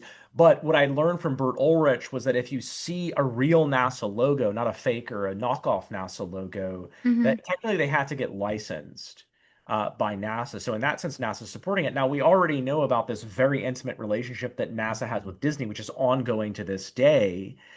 And when you look at Flight of the Navigator, I think there's no question that NASA licensed that movie. And then you see in Explorers, you see that. Now, you just mentioned a couple of movies, Legend and The Last Unicorn, which is weird because Thomas and I on PsyOps Cinema, we did an interview a couple months ago with Carollo, who claims to be, basically a victim of this monarch network and to be an SRA a victim. And we did an episode where we talked primarily about The Last Unicorn, which she said she was encouraged to watch this as part of her programming. Mm. And we were going to do it in the next couple of days, but we had some scheduling conflicts, so it's probably gonna be about a month from now. But the next movie we're going to talk about is Legend. She really wanted to talk about Legend, Mm. princess programming. So these are programming related movies. And yes, I have memories of Flight of the Navigator because I don't remember it in the theater, but I remember watching it on home video and just really thinking it was a great movie and a wonderful experience every time I watched it, and watching it again because a year or two ago, I did a Patreon episode through PsyOp Cinema on Flight of the Navigator, which the research there I used a lot in this article where I talked about it. But like the beginning of that is so hypnotic, Mm. right? At the beginning of that movie, they're at the park and there's like a frisbee being thrown. He's like fixing on the frisbee. Is it a UFO or is it a frisbee? And then the whole movie, right, turns out to be about this sort of uh again, this typical dissociative inducing technique of breaking down the barriers between fiction and reality, and this revelation of the method where what's happening to the protagonist in the movie, where he's being experimented on and mind controlled, is actually being done in an analogous way to you, the audience, right? And when you just sort of put this in the context of NASA's, I would say bizarre, but NASA's certainly excessive fixation on children Hmm. in the 80s in particular, and all the stuff we've been talking about, right? A very troubling picture, right, starts to emerge with regard to that movie.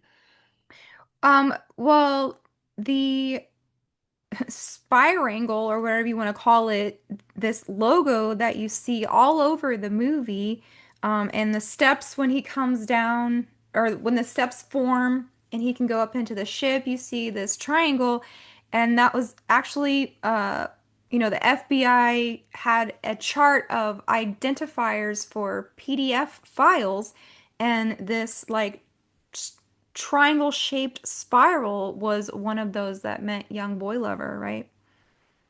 Yeah, so that's just another exhibit, Z, and what we're talking about here. It's just very disturbing when you see the retractable steps of this ship have the so-called boy lover. That's the FBI's term in the declassified documents of what that symbol represents. Um, okay, so in the movie, this kid, um, named David, it's in 1978 is when it begins, and he blacks out while walking in the woods alone at night, and then he wakes up and he's in the future, and it's 1986. Okay. And he's promptly shuffled away to what's called a NASA research center, Hmm. where and you see the NASA worm logo and the bicentennial star, as I mentioned, which is designed by the first person. It's everywhere in all these shots. And didn't you say if they used that, then there was participation at some Then they point? had to they had to get it licensed. And the Okay. fact that the same kid, Kramer, who's in that movie, is in another movie called I Man, another Disney produced movie where he and his father are in a NASA truck which blows up or something, and they get exposed to research chemicals and develop superpowers. This Trump. I don't think there's any question. Again, I've tried to get these kinds of documents through the National Archives, but NASA destroyed all records of their collaboration. I went to the top person, the expert in NASA records at the National Archives, and they've gotten rid of all evidence of their collaborations. But we know that if you see the real logo, technically they were supposed to get that licensed, and I understood, with the very few exceptions, that happened. So he's taken to this research center to be experimented on, and it's obvious, like MK Ultra stuff. He's put in the helmet, Hmm. and they're testing him, and the parents are turning him over to these people, and the ideas are trying to get. So he's supposed to be abducted by a spaceship. Hmm. With this, it's like the spaceship is also the alien, so it's a kind of hybrid of an alien and a spaceship. It's like an The AI living. sentient AI ship, right? Yeah, exactly. And they're trying to extract this stuff, like they're trying to get information about the spacecraft and stuff out of his head. And he ultimately gets rescued because the spaceship is like telepathically communicating with him. But if you know how to read these scenarios, like the Saturation 70 thing and any of the other movies where there's a time travel or space travel, right? This is often a cipher, a coded depiction of dissociative fantasy, because then Right. the spaceship rescues him. He ends up inside of the spaceship, but the spaceship hooks him up to the same type of helmet. Mm-hmm. and is also trying to extract plans from his head. Okay.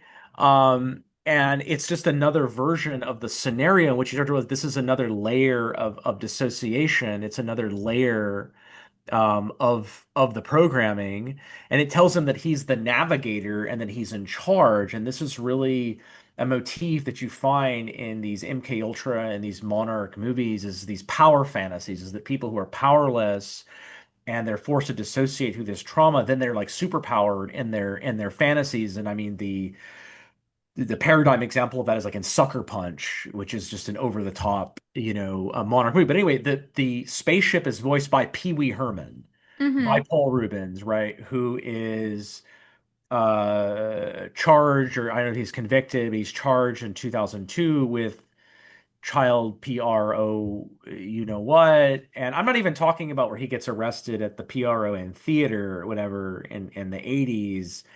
That's a different situation. No, he had, underage type of stuff, Mm-hmm. right? He got busted for it. He was a perv. And he's voicing the ship. The guy that directs the movie, who also directs Pee Wee Herman, Pee Wee's Big Top, and other movies, Kleiser, is okay. And so anyway, if you watch the making of this movie called what was what's the making? I'm sorry, I have the name of the making of the movie somewhere here. But in the making of documentary about the movie, and it's and look, I have to be careful what I say here, but like just watch the documentary about the making of Navigator, Okay. Life After Navigator, and look at puppeteer Tony Urbano, and like look at these really creepy people who made this movie, and they're all joking about how so the spaceship communicates with him in the form of a phallus, basically, of like a mechanical phallus. It's an Yeah, orb. you said it was specifically designed to be a sex worm. Well, no, that's the thing on the Or ship. So then he has this like oh, alien so basically the spaceship's been going like picking up, abducting alien abduction, abducting specimens, biological specimens from other planets. uh-huh. And one of them also because there's just so much gross phallic stuff. One of them, the puppeteer Tony Urbano is admitting that it's a quote sex worm, and they think this is very funny to like be like having a kid. And the sex, I mean, it's really gross. And then you learn that Kramer, I'm trying to remember his first name, the kid in the movie. So he grew Joey Kramer, who's went through all kinds of terrible stuff, right? Ended up drug addicted, all the usual stuff that child actors end up with. Oh, really? He grows up basically in some kind of hippie sex cult. Huh. And then he ends up, no surprise, right, in this movie, which has these coded depictions of PED, you know what, which are then uh, layered into NASA mind controlled, trauma based mind control dissociation stuff. I think this is. I'm sorry if you used the word obvious, but like watch this stuff. Like once you sort of have the hermeneutical keys to understanding this stuff, like it is so disturbing and so obvious what you're looking at. Even the whole thing about time, right? Of going from 78 to 86 that he's blacked out, that he's in a state of arrested development, he's traumatized, right? That's Mm-hmm. what's really going on. And at the end of the movie, spoiler alerts and all, he wants to go back to the past because he realizes that if he wants to go back home, but he can't go back home because the NASA people are just going to keep experimenting on him. So he Mm-hmm. realizes I just have to go back to the past, and the spaceship agrees to like send it. Like what a wonderful message for kids too. You could just go like hide back in the past and never grow up. I Mm-hmm. mean, that's the arrested development associated with Well, with trauma. that sounds like a creation of an alter or something.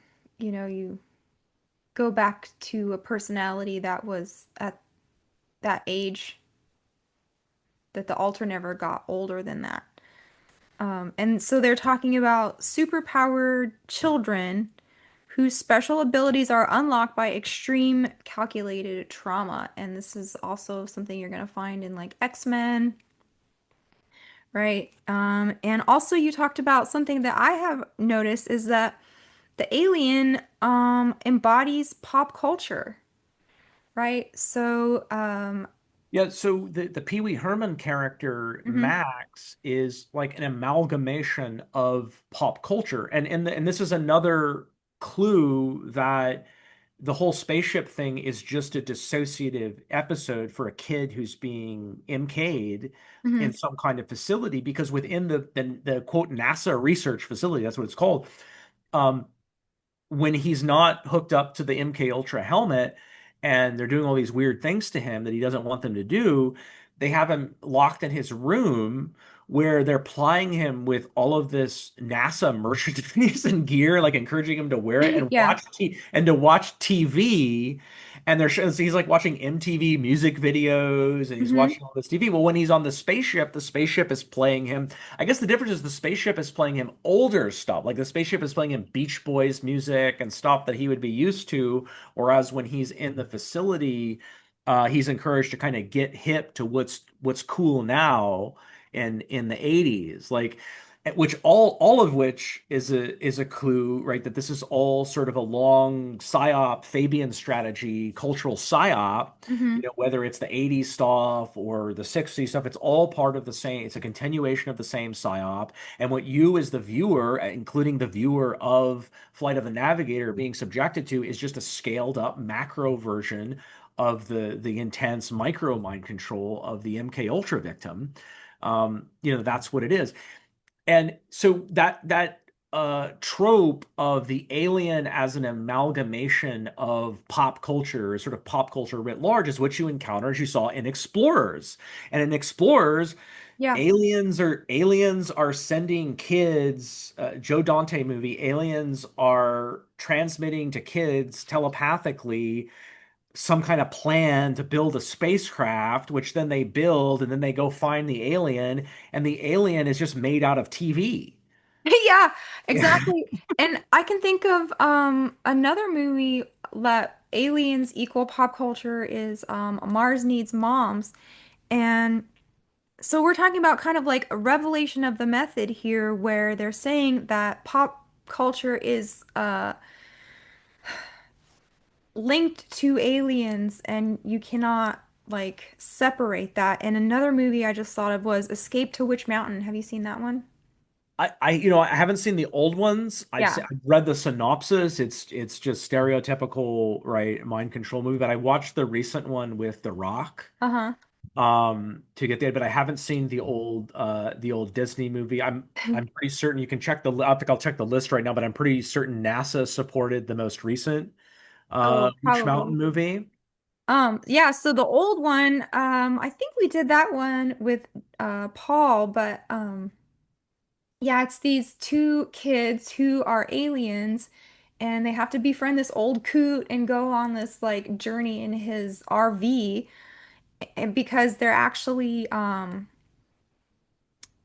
people think that they're from like a tribe of witches, but the witches are actually aliens. So it's kind of a layered mythology going on in that movie where the people with special witchcraft powers are just evolved aliens.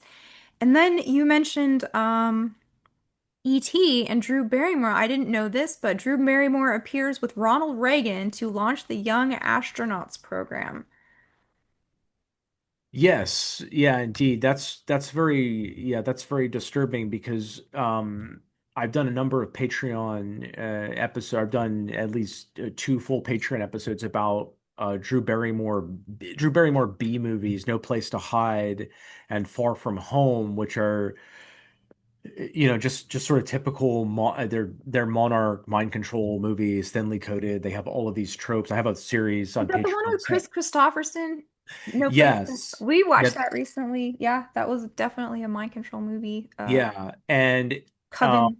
and then Ronald Ray and I, I'm like Jay. I don't know quite what to make of Kathy O'Brien's transformation of America, but for what it's worth, right? She mentions Ronald Reagan as one of these abusers and one of these people in the network, and you see Drew Barrymore, young Drew Barrymore, right there on stage, and so Barrymore, like kind of like Brooke Shields and some of these other young starlets that are kind of famous for being, I call it, victims of the sexual revolution. and of Hollywood. At the same time, they're making these movies that ostensibly are there to promote that, and then under the surface of those very same movies are about mind control. Yeah. Once you have the sort of hermeneutical keys to see this, it becomes pretty clear uh, Hmm. that that's what's going on, and there's kind of an undeniable complex there. And speaking of Drew Barrymore and E.T., I mean, that's all about mind melding with your guardian angel or your ET or whatever, because the little boy and ET, the longer time they spend together, the more they are becoming one with each other. Like one gets sick and the other gets sick, right? And there's even a scene where it looks like the cover of your magazine. So the Sistine Chapel where God is reaching out to Adam. In E.T., it's actually his finger reaching towards the little boy's finger. So you've got some more symbolism right there that the ETs have some kind of hand in the creation of human beings. And they're saying in the sci-fi that only the minds of the children are malleable enough to undergo the transformation and jump to the next stage of evolution. Right? I was just trying to look up. Sorry, I got a bit distracted because I was still on Witch Mountain a little bit. I was just trying to look up. I thought it was in my interview with Matt Alford, but um, oh, I have it. It is. I think it is in that. So the Witch Mountain was not only the recent one, the 2009 one, was not only made with cooperation of NASA, it gave them footage or something. But if you look this up, the director of that movie claims that he got covert CIA and DoD support, that he was let into the NORAD Cheyenne Mountain facility in Colorado, and that this guy who was involved in decoding alien languages and stuff. I mean, that one is a real deep state classic, the 2009 one. And again, I haven't seen the older ones, which are obviously part of this, but the 2009 one, which is a terrible movie, but what do you expect? But yeah, that one is really a deep state connected movie for sure. Hmm. So let's talk about explorers real quick because I just watched this today and took a couple notes. So it opens up with H.G. Wells' War of the Worlds, right? And he is one of the big pillars of sci-fi in the beginning of its conception. And I don't know if you noticed this, but the very beginning of the movie is the floating scene where a lot of times this is saying that this is like a spirit or a ghost or something floating above the city. In this case, it's a transmission going into the boy's bedroom and into his mind through the television that is still on while he's sleeping and playing this old version of War of the Worlds, right?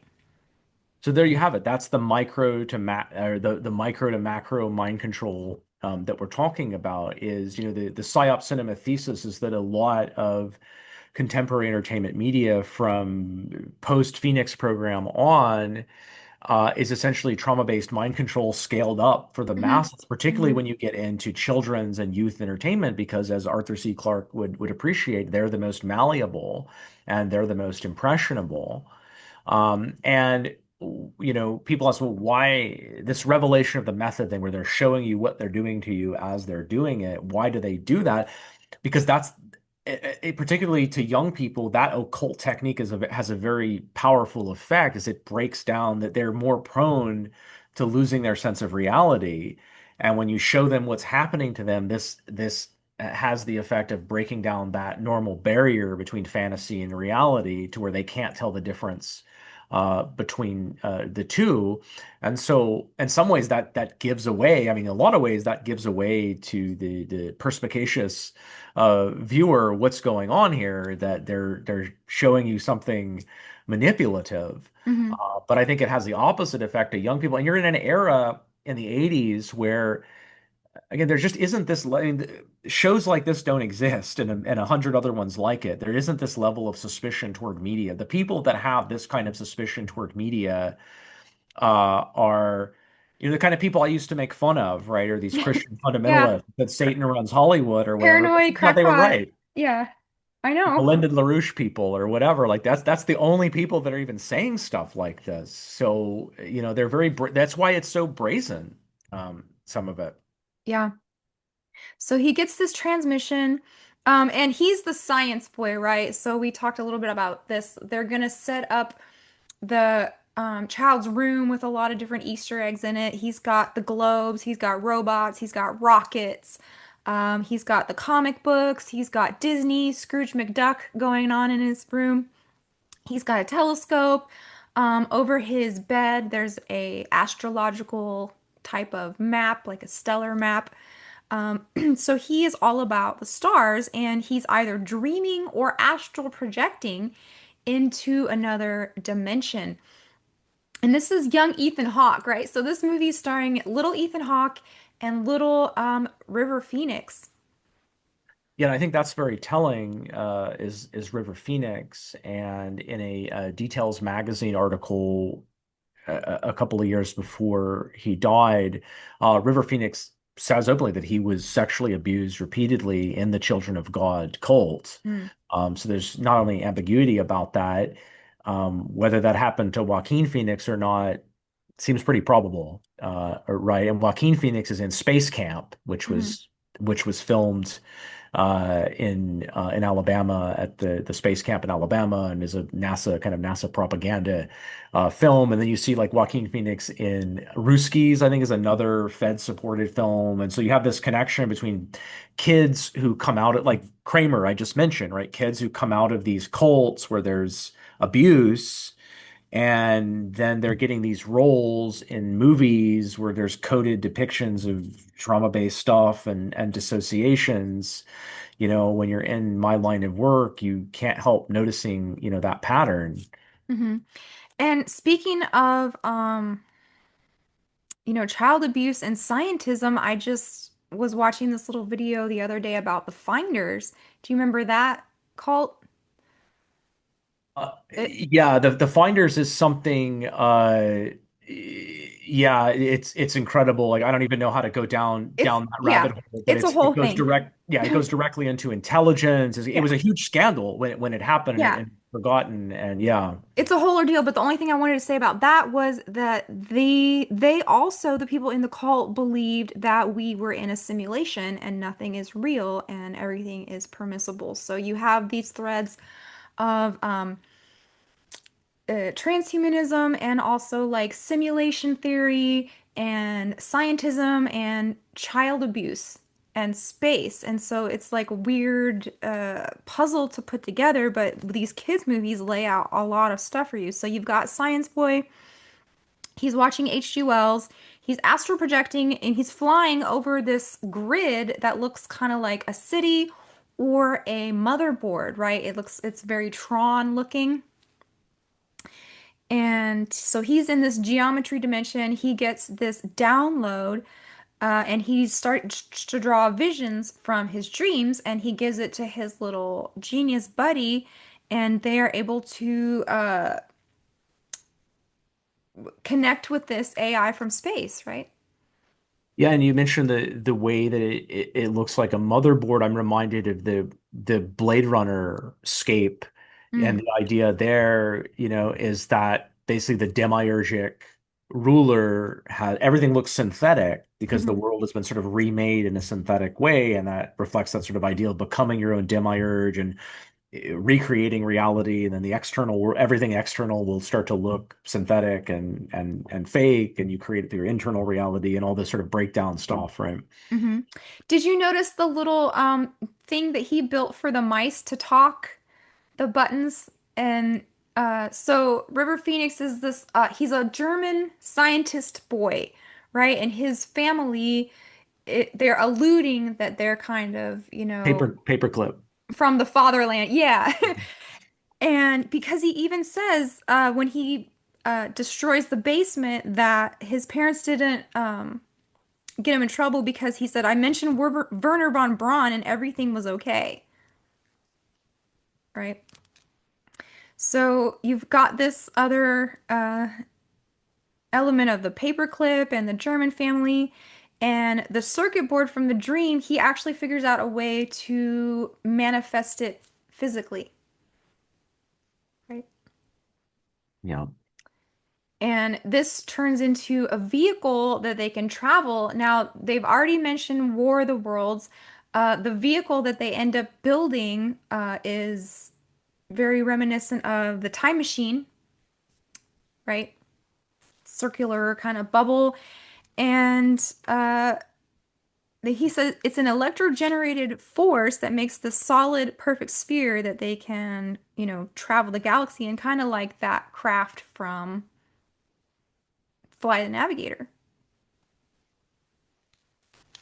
Yeah, and the time travel thing makes me think of I want to read that long range forecast study from Kubrick here if we have a chance in a second because I think it's really telling about making these connections between mind control and space travel and time travel Hmm. and all the rest of it. I'm trying to get it where I can put it on my screen at the same time as you, but the point is that you know space travel and time travel and the simulation thereof and mind control, right? You see this right there. You see the hint that it's all being kind of collapsed into the same thing, Hmm.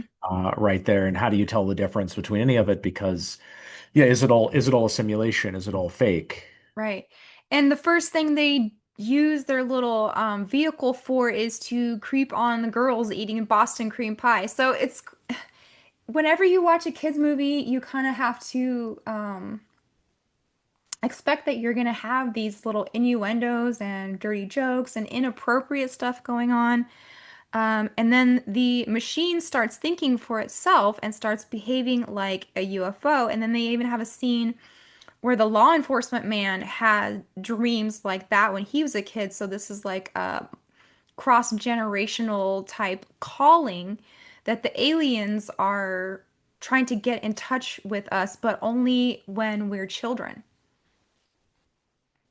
Yeah, and it escapes my mind. Do you know that thing where all of these sort of important innovators, as if we said they got these mysterious phone calls claiming they were going to be part of some, do you know about that thing? No. Oh, okay. Some people out in the audience will remember what I'm talking about. I can't remember some of the names of the people, but there was obviously some kind of, yeah, there was obviously some kind of psyop Like at work chosen going on. children, Yeah, the chosen yeah. the There's so much of that, and I mean, like, yeah, and I mean Carrie Elahe, the mind control victim that we've interviewed, she was part of the Gates program. They were testing IQ and target, and these things, these programs were used, right, to sift through children. Um, yeah, um I thought it was interesting that they meet in the astral dream world over this circuit motherboard, not just the one boy, but now all of them, um, or at least three of them, are meeting in the same place. And this is very reminiscent of how they would talk about how, like, witches' sabbats happen sometimes in the astral world. And they said the missing piece in the center of his like diagram that he was supposed to draw is an O and the X. Did you see that? Do you remember? I mean, it just looks like this, which but it is it the was like mark of the the beast there. Yeah, yeah, exactly. The key to the X-Men symbol. right. That's and anybody who watches this show is like, shut up about that already, but I'm not going to until somebody steals it from me and gets a million views. So yeah, this O and the X, you're going to see that a lot when it comes to aliens and communicating with the gods, because that is a symbol of the crossroads or, the meeting point in the dimensions where you can actually contact these beings. And he says they've been calling us from the beginning, right? Yeah, right.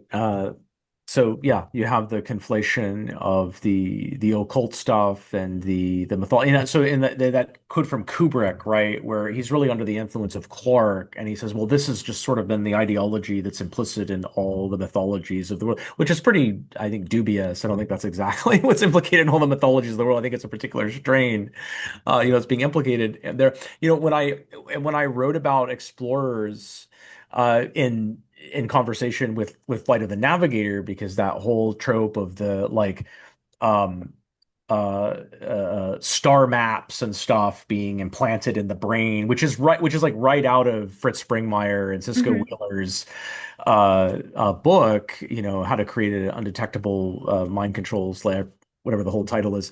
uh I did not, it had been a while since I'd seen Explorers, and I was rewatching part of it, and sure enough, there's the real NASA logo in Explorers. So I probably should have mentioned that in my part two of my essay, but I didn't. I just mentioned it because it was so comparable to Flight Uh-huh. of the Navigator, but it looks like NASA probably licensed a logo to I that as I well. thought of you when I saw that they were putting it up in the back of their little craft, and I was like, I wonder if they are partnered with NASA making this, and Brett would And know. you see all kinds of other weird stuff like next to this, like a dragon near the logo and stuff like that. Yeah. Yeah. Um, yeah, so the third act is where it gets really bizarre and kind of goofy because they get beamed up into some kind of mothership, and there's this like spider bot coming out and flashing lights in their face. A sucking tube comes out. It's like sniffing them up and down and like kind of sucking on them. It's giving them aggressive pat downs from behind. Uh, and the boys are pretty disappointed on what they are encountering because they thought it was going to be some kind of advanced race or like neat civilization out in space, and it turns out to be like these gooey, mucus, greasy, Turns out like, to be creepers. yeah, Yeah. creepers. Like, oh, and even the ship goes into the boy's brain and he says it puts pictures in your head. And they even mention the movie Forbidden Planet. He says, "Oh, this is just as like that movie Forbidden Planet where the brain booster machine." So I was watching that documentary just before I came on with you, that BBC documentary about Clarke, and where it begins with like him on this throne in the middle of this checkerboard thing. It's intercut with what you'll find out are supposed to be like depictions of scenes from his 3001 novel, and it's like a guy with a helmet being like electroshocked. And it turns out this is in the novel 3001, this is the brain cap, Hmm. which what is the supposed purpose of the brain cap, which is the brain computer interface technology. It's the Uh, Ludovico method. it's the it's the Neuralink, Mhm. technology. And yeah, so I mean, I'll read this Kubrick thing once we get off of this, but it's mind control, right? That's what's really going on here, right? This is actually trying to fetishize mind control, trying to code mind control as something else and fetishize it as something cool and exciting. And Hmm. And once again, the alien thing is a slimy goblin. Why is there so much mucus in space? I don't know. It's like if you watch Alien and Aliens with Ridley Scott, like he's just literally dripping mucus at all times. These guys are slimy. I think I'm gonna be, you know how they always have the general who's against the aliens and the children have to save the alien from the government and the mean gen yeah, he's the nationalist and the patriotic guy, and Yeah, I'm like, I'm gonna be on team mean general now because I hate these aliens. I think they're gross, creeper, booger things. And I think, yeah, shoot on sight is pretty much I'm gonna be on team United States government.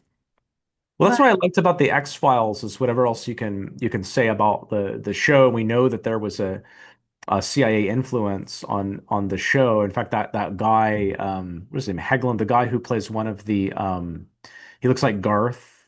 from Wayne's Oh, World, the lone cartoon, The Lone gunman. Gunman. Yeah, he Yeah. was on Alex Jones like in the early mid 2000s talking about the CIA influence on the show and these CIA people at parties. And but Hmm. one thing I like about that is it's like they play around with all different hypotheses about the aliens, but it's always like don't trust the alien. The alien is bad, Yes. you know? I was like, these are nasty, man. And even the kids are disappointed in what they look like. I was like, get the bug spray. These things are gross. But so, and oh, and even the girl alien hits on River Phoenix and she strokes him with her slimy alien tentacle, right? And he's not even like they're just junior high. So these basically like disgusting couch potato aliens gooning on TV in space, and he is once again, he is pop culture incarnate because he only speaks in television uh lines, kind of like Bumblebee from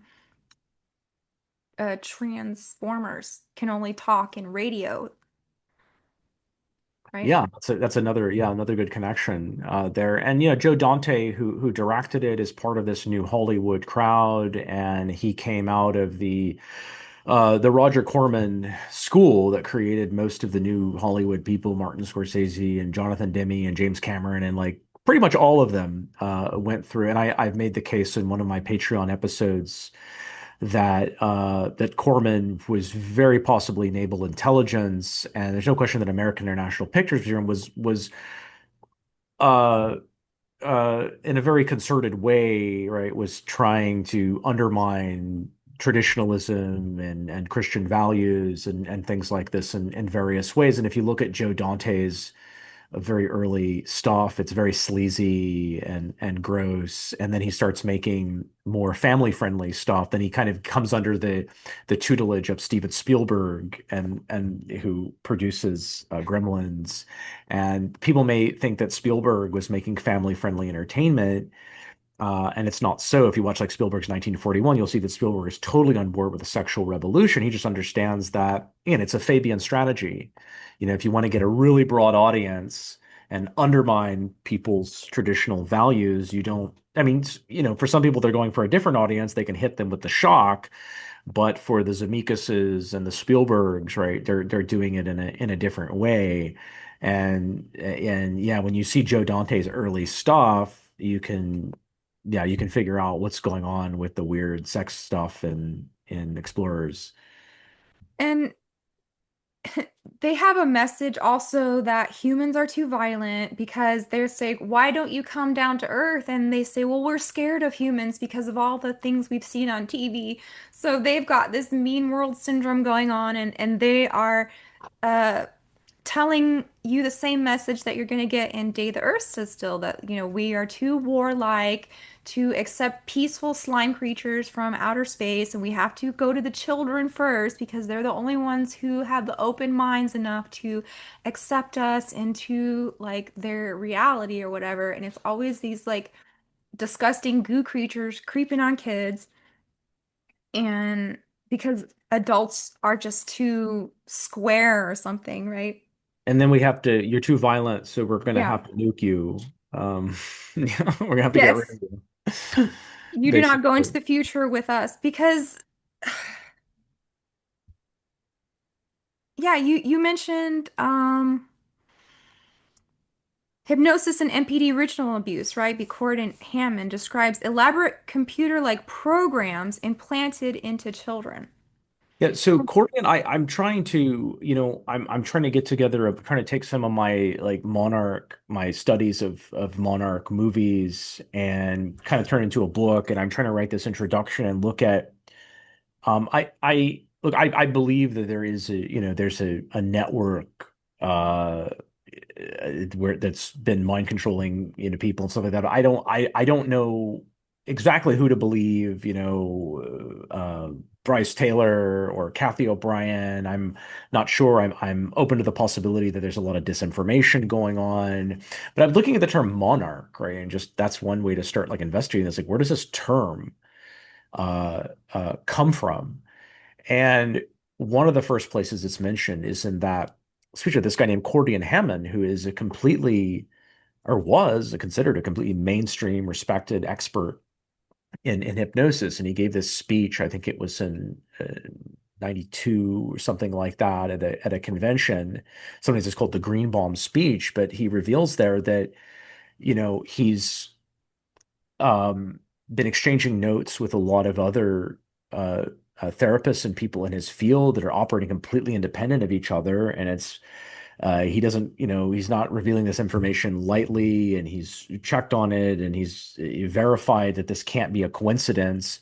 But they were all coming across these MPD, DID type of cases that they have this computer-like programming inside of them, what you then see described in Fred Springmeier. And again, Springmeier, the thing I think suspicious is that Springmeier's father worked for USAID, which is CIA, Mm. and he never reveals that. Hmm. And of course, that would explain how Fred Springmeier knows some things that he knows, but the fact that he isn't open about that makes me wonder if he's a disinfo agent. I don't know. I'm on the outside, so I have to wonder whether he knows, well, there really is a network of this stuff, but if we put out a bunch of stuff that's 75, 80% true, but 20% of it's nonsense, maybe we'll discredit people that talk about it. I don't Mm-hmm. know, but Cordian Hammond, I think, is very credible. And so he was coming across these people with this computer-like programming, and then you can correlate that with what you see in these movies that, and at least in retrospect, we can see are obviously kind of ciphers for trauma-based mind control of kids.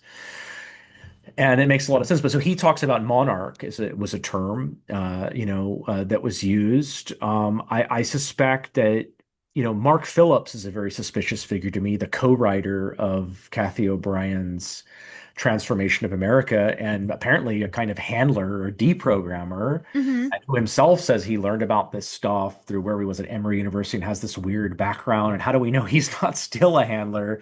Right. And when Walter Boer released his updated edition of Operation Mind Control in the 90s, which talks about Monarch. That was his source. I'm not sure. I have a suspicion that he's the source of the term Monarch. And if he's a disinfo agent, the Monarch thing specifically might be a disinfo to cover up what this really is. Mm. On the other hand, Cordian Hammond, I think, is the best piece of evidence that, and again, he may have been talking to Phillips as well, but that's the clue that maybe this comes from somewhere else. And if you read the book, the Franklin Cover Up by John DeCamp, who is a credible source, right? He was a kind of aide de camp of William Colby, the former CIA director, and he asks him. I don't know where I can't find where he's getting the term, but in one of the editions of that book, he has himself in the preface asking Colby, "What about Monarch?" And Colby responds by saying there was no specific, it wasn't called Monarch, but people involved, by which I think he means victims, use that as an informal designation of these mind control programs. Mm. That might be a source independent of Phillips, and it might be, but that comes out about the same time, I think, as O'Brien's book. So, here's the thing: the phenomenon of monarch cinema, that's a Hmm. real thing. Hmm. I can show you there's actual movie called Monarch, a short film from like the early 2000s, and it's all just like, or Sucker Punch, right? It's all now Oh, wow. being recycled back into Hollywood. So they deliberately refer to it. There is a thing called monarch cinema, and that's what I examine. And then I try to examine what relationship this stuff might have Mm. to real mind control programs, but I'm open to the possibility that part of the cinematic thing is disinformation. And I think even Carrie has said that as well when we talked to her and interviewed her, that some of the reasons they put this stuff in the movies is it discredits the victims, because then someone's going to say, oh, you just saw that in Total Recall or whatever. You just saw that in a movie. Of course, that's where you got it from. So sure, Hmm. they're going to put it in the movies. So the overmind, the hive mind, the singularity, the noosphere is the new word for it. Neuralink is going to have a part in this. Can you think of any other terms for this like collective consciousness that they are trying to implement? Because the PSYOP you said is to inculcate the youth with the values of the anti-human globalist technocracy. So maybe they don't even need like a physical apparatus if they can get everybody to think the same way through an algorithm or, just kind of through degradation of, like fluoride, for instance, or other environmental factors? Can you create an entire society of like NPCs that can be programmed Well, that's on a good that? way to put it, trying to create a society of NPCs.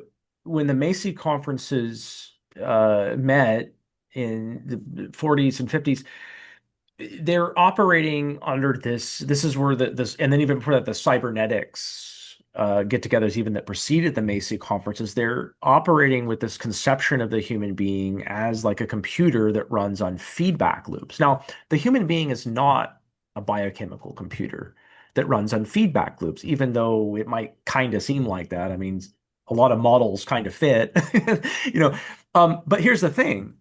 Like, if that's your model, and what you really want to do is uh, macro manage socio-historical change Hmm. and everything, which is what they wanted to do, and they filtered all this stuff through the culture. You want people to behave like your model, because the more they behave like that, the easier they are to control. And so I think what we've had, and I think this is where I don't know what we can say here, but the AUTISM stuff and the Hmm. higher rates of that, and people becoming more like computer, acting more like computers, seeming more like computers, Hmm. becoming dehumanized. I think that's because a whole range of biochemical and cultural engineering and other factors are trying to make people more and more and more like the thing that they feel they have a game plan to control. Hmm. And at the end, though, it's not going to work. So they have to kind of brute force it, and they will have to have heavy technological intervention and get people to go into the pods or get people to hook up to the Neuralinks. Or, I mean, I still don't think this is going to work, right? This is Frankenstein, mad scientist stuff. And God knows, what'll come of it. I feel almost certain it's not going to come out like they think, either the rosy scenarios or the uglier scenarios. It might do a tremendous amount of devastation and harm, but I don't think it's going to lead to either of the type of scenarios, that they think that. But this has been part of the plan. So this Kubrick this document that Matt Alford found in the Kubrick archives. And all this stuff is up, by the way, in our Decoding Culture Foundation. If you go into the website, you go into the record section, I put all this stuff up. This is like in the miscellaneous folder, because I didn't quite know where to put this, but it's Matt Alford's report from the Kubrick archives. And the most significant document that he found there, which is on like page 3 of the report, it's a long range forecast study. It says Herald Tribune notes, and it says that Kubrick states that the film, 2001, is based on a novel by, quote, Arthur C. Clarke and myself. And then he discusses the artistic problem of creating belief, calling 2001 a tall story. Okay. And then he suggests, I'm reading from the notes now, he suggests that nothing is inevitable about death. Okay. So then you have bioimmortality, the transhumanist thing. Right. Okay. So his pages are annotated in pen. He speculates that telepathy might be faster than light and references experiments on twins. Mm. Okay, so we're into psi superpowers, the twin thing. Most of your audience will see, right? A The Mingla, NAZI twin experiments and yeah, MK Ultra, all this stuff, right? And think about the twin stuff and The Shining, which is a coded depiction of mind control. Okay, all Mhm. right. So he predicts children on the moon. Why is it children here, right? Exactly. Children on the moon, and Uh, discusses religious mythologies, quoting Stegen. Okay, he speculates about biological immortality. We just said that, and quote, and this is now actually Matt has this in quotes. This is actually what Kubrick wrote: ultra intelligent machines as children. So mm. there's your cybernetic mind control experiments on children, getting rid of the old human, replacing them. Okay, Kubrick predicts, quote, we can sleep with Cleopatra or go to a sex orgy in Rome by selecting the right tape. He raises the question, would you rather be a king dreaming 12 hours a day or a beggar dreaming 12 hours a day? You're a king. So going into the virtual reality things, into the Coom pods, the references to orgies and stuff is very interesting given what film he's going to make, right? Eyes Wide Shut eventually.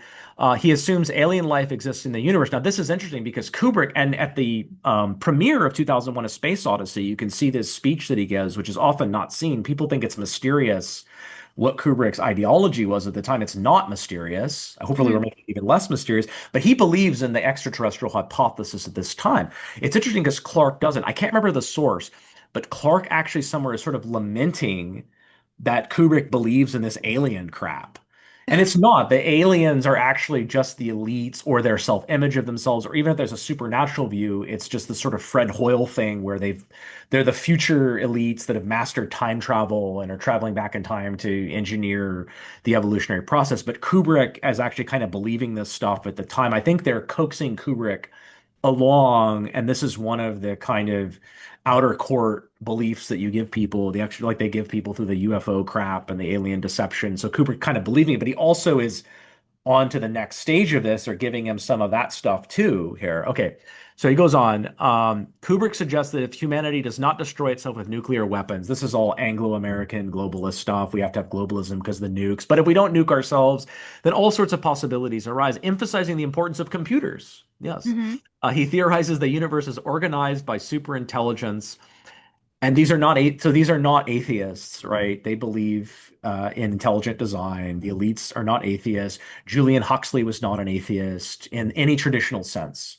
I mean, they may be godless, right? But they're not atheists. Okay. Oh no. Yeah.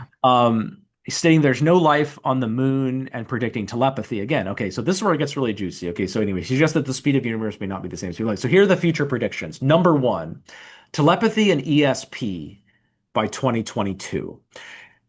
That's the psi superpower stuff. Stanford Research Institute. I'm thinking of Drew Barrymore and Firestarter. Yeah. Firestarter, and she's being experimented on, all that stuff, right?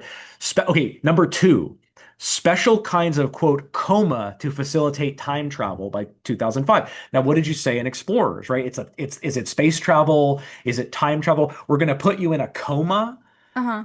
Well, how do we know? That's just like being in the simulator, right? Is it real space travel? Is it real time travel? Is it time travel? Is it space travel? Is it simulation? Is it mind control? What is it? Hmm. You can't tell the difference between reality and simulation anymore because you are in the helmet, you're in the pod. Right. And somebody disassociating could be saying to time travel because they don't remember anything happened, from a blackout and they wake up in the future.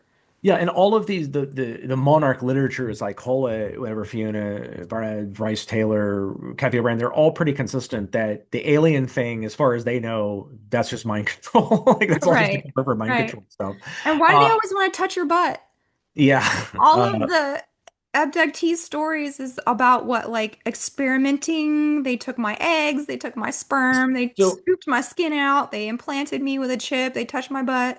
So I have to tell you a quick story before I go on with this. So Whitley Strieber, whom you know, whom your audience will know, who gives us the almond-eyed alien thing from the cover. He didn't make the cover, but from the cover of Communion, but he gives us the ANAL probe stuff and the aliens abusing you and all this stuff. And so Whitley Strieber, so I just finished my PhD in religion at Rice University, and Strieber wrote a book with the guy who was the chair of my committee, Jeff Kripal, who was at one time he was the head of Esalen, and he's on the board of Esalen. In my one of our classes, the Mutants and Mystic class, this was during the whole COOF thing, and Strieber was supposed to visit the class and talk to us, but he had to go do it over Zoom because we weren't actually meeting in class. Oh, uh-huh. And it was weird because this kid who was like a friend of one of the students, he wasn't even a member of the class. He obviously was like a conspiracy theorist, and he was asking Strieber all these conspiracy questions. And Strieber is really like weird. He's really a raconteur. He's almost hypnotic the way he talks.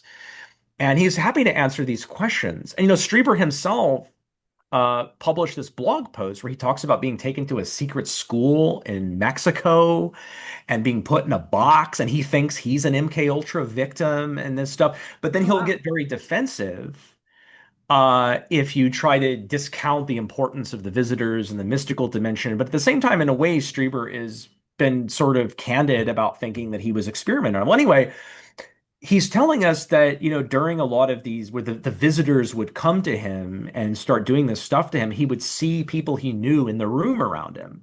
And he mentioned this one guy he knew him to be, I don't know if he said CIA, but he knew him to be in the intelligence community. And the conspiracy theorist kid asked, like, hey, like, didn't you think this was really weird that this guy that you knew as intelligence was in the room? And Streeper said, I saw this. He said, no, I didn't think it was weird because I grew up in the intelligence community. Oh, okay. Of course. So I think people should know this. Like, I think Yeah. that's just information people should have. But anyway, so Kubrick goes on modification of the gravitational field by 2005. Okay, two-way communication with extraterrestrials, which he calls ET, by 2000. Creation of new limbs using biochemistry by 1995. Centralized wiretapping by 2026. Well, that was one that happened way before any of his predictions. They got the cent, and that's an important theme in 2001 is the surveillance by the computer, the constant surveillance. That is Yeah. theme of the movie. Men on Mars by 1980 with a base by 1990. No. And then ET farming and helistic. So this stuff about special kinds of coma to facilitate mind travel, ultra intelligent machines as children. I mentioned this movie. It's not, I don't know that it's NASA supported, but Daryl, did you ever see this? D.A.R.1.L? No, but I just thought of AI from Steven Spielberg. That's a child, a robot child. Yeah, that's a robot child. But in keeping with the 80s robot related um, mind control thing, this movie called Daryl is just quoting. I've seen it. I'm just quoting the synopsis. A seemingly normal young boy who turns out to be a top security military created robot with superhuman abilities. And Daryl stands for Data Analyzing Robot Youth Life Form. Oh my gosh. So ultra intelligent machines as children in space, on the moon, Arthur C. Clarke. I hope people get it. I think they will, and that's the perfect segue into my conclusion because I have this book, Arthur C. Clarke's Life in the 21st Century. And so this is a book from 1986 and it predicts what culture is going to look like in 2019. And in the chapter on relationships and sex, he predicts scientifically enhanced orgasms that are activated by pleasure buttons in our brains. So that's like another Neuralink kind of thing. He says the Kinsey Institute predicts a sex renaissance from 2001 to 2020. So there's your movie 2001 to 2020, which was another like psyop cycle, in my opinion, where it just like took it to another level. And they call this the orgasmic age. So from 2001 to 2020, Kinsey and Arthur C. Clarke are saying this is going to be the age of Coombs. And also, they are predicting drug-induced orgasms. They're predicting better aphrodisiac for women. I don't know what they thought that was going to be. Bionic penis and penile implants for better performance. Obviously, they are predicting the TRANS. He said that in there. This is a weird one. Reverse embryogenesis. So he thought that we would be able to grow back and reverse genders. He predicted more women working, and space, sex, and zero gravity. And there are at least 5 articles that you can look up if you just like put this into Google about how to have gay sex in space. That's a real thing. And here is for the piece de resistance of the evening, he wrote a personal ad, like he made up what he would think a personal advertisement or like a dating thing would sound like in 2019, and I'm just going to read it for you. It says, married white female, 40, seeks well-endowed SWM, 18 to 28 for 3-month intimate companionship. So it's not even a relationship. It's just like a hookup. I don't, what is SWM supposed to stand for? Oh, single Single white white male. male. Yeah. Okay. So goes on to say, my husband's hormone treatments, he's 6 months pregnant, have put him out of commission temporarily. You take care of me, I'll take care of you. electrostimulation okay, as is drug-induced orgasm, but prefer partner with original equipment rather than implant. Send photo and vaccination certification to box 2238. So this is his idea of the want ads of the future. And I could you count all of the weird stuff going on in this ad? Her husband is 6 months pregnant. Birthing person. Wow. Yeah. Um, I'm reminded of Robert Edinger, who's this early transhumanist in his book Man into Superman. There's a section called Super Sax where he's just bizarre. He's talking about we'll be creating more orifices and tentacles. Yes. Yeah, Face tentacles and sex. yes. Oh, Um, the so I have in front of me the it's very hard to find this, and I have it an archive version of this the cited in my article, but this is a daily. I think there's been efforts to take this off the internet. There's this. It was in the Daily Mirror, is where it was right when Clarke was getting knighted by then Prince Charles, and he's being interviewed. And apparently he's lost his sense of discretion. And let me just read a bit from this. He says, "I think most of the damage comes from the fuss made by hysterical parents afterwards. If the kids don't mind, fair enough." Unquote. In recent years, Clarke's name has been linked with two notorious PEDOs, one of whom, a Swiss millionaire, was kicked out of Sri Lanka on the orders of the president for abusing impoverished beach boys. He is now awaiting trial in Zurich, accused of sexually abusing up to 1,500 young boys, and like Clarke, was friends with a lot of Sri Lanka's top politicians, senior policemen, and influential government figures. Clarke is said to have attended parties at the tycoon's home. When asked if he had, Clarke replied, "I may well have done. I mean, the very first man I met here in 1954 was a PEDO and made no bones about it. He was in intelligence in the army, a fantastic guy." Wow. I mean, Clarke is just he's just being very expansive. they just tell you.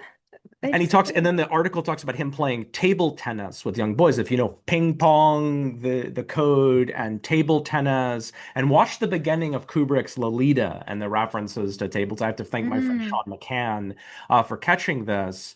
And you'll see a lot of, even in that documentary I was mentioned, for some reason, Clarke has to get in a reference to table tennis. And if you watch, he's in other documentaries where he's like when he's playing table tennis with a very young looking Sri Lankan man. And you see, it says in the article, it says the playing table tennis with schoolboys at a notorious pickup for haunt for perverts called the Otters Aquatic Club in Sri Lanka. That's why he went to yeah. Sri Lanka. If people don't know it, Do uh, you way. do you remember the old South Park episodes about the Adventure Club or something like that? It was really long ago and they were pretty dark, but it was like the club of rich men who travel around the world to hurt children. Yeah, no, I didn't know that. There's a handful of interesting South Park episodes. One thing I didn't say in Flight of the Navigator, the guy who designed those steps is a guy named Edward Ith, Eyth, because you mentioned, I'm thinking South Park, the Michael Jackson episode, Peter Pan, stuff. I'm making these connections in my mind. But Edward Ith, who had really done he'd done nothing in film at the time. He would go on to be one of the top creative designers in film in the advertising industry. Flight of the Navigator is his first film, at least. The next thing he's going to do after that is Captain EO. Mm. People know Mhm. that the Disney film starring Michael Jackson as a guy in space with a weird alien menagerie, just like you see in Flight of the Navigator. And guess what else Ith is going to work on is Spielberg's Hook Okay. adaptation of Peter Pan. And even in the interview with Ith in the Life After Navigator documentary, he's interviewed and he's got a statue, I guess, that he made next to him, a sculpture of a puer, a young boy, half naked, in this documentary right next to him. That's the guy who designed the spiral steps. We're Oh, making no wow. accusations here. That's the guy who designed the spiral steps Yeah, I'm in making Decoding no Navigator. accusations, but you remember Goonies? The search for One-Eyed Willie. Yeah. One-Eyed Willie's rich stuff, and there's so many innuendos and Goonies from the very beginning to the very end of just creeper ship, all of it. So that was all I had, and I think we got through all of the points in your awesome article, um, two articles, and tell us again what you are working on for the next issue. Well, what are we working on for the next issue? Well, I don't know if I say it's sort of top secret. I don't want Oh, to okay. share other, but I know we told people your work on Pinocchio Yeah. is certainly going to be in there. We're going to have some more. We're going to have part two of the Collins brothers article on automated autotheism, transhumanism, and neo-Gnostic stuff. We're going to have definitely some stuff related to media mind control. In that, I don't think he would mind me saying, but Dr. Hans Utter, who's a musicologist, and if you want to really get into the uh really even like deeper than where Dave McGowan was going with what the music industry and radio and stuff had to do with mind control, like at the sort of the level of the audiovisual techniques. Like he's your guy. I don't think he gets anywhere enough attention. His new podcast is called The Resonant State. Resonant State. I was on there talking about NASA Hollywood actually on his Oh, first cool. issue or his first episode, but he's going to be publishing something. He's published a lot of stuff in academic journals, but he's going to publish stuff for us in there. You won't have anything by me. I'm going to start publishing stuff on the website. I'm going to leave it to other people, but I got my two NASA articles out.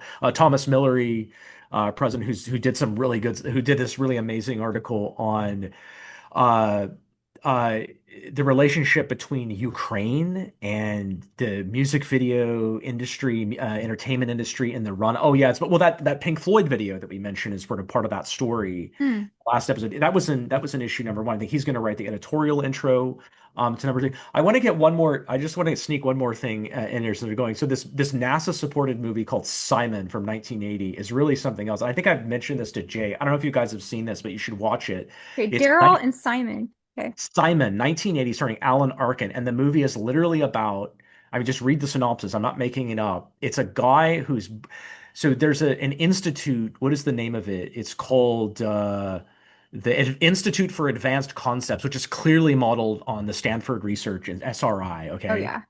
And it's about this guy played by Alan Arkin who's brainwashed into thinking he's an alien so that he can brainwash the public through their television sets with the help of a television created, television worshiping cult. That's what I think is happening. For real. Because I think a lot of people have mental problems and they're going to start to believe that they are alien or like star seeds or born with alien DNA or something like that. And that's going to be part of the fake and gay alien invasion or what we're talking about, the Videodrome in the future, because they're gearing up for some kind of projection in the sky. And I think a lot of people with mental problems are gonna be like, I am an alien too, and I accept this, and I was born on, like a distant planet, and they're just gonna follow their delusions and bring other people along with them. What do you think?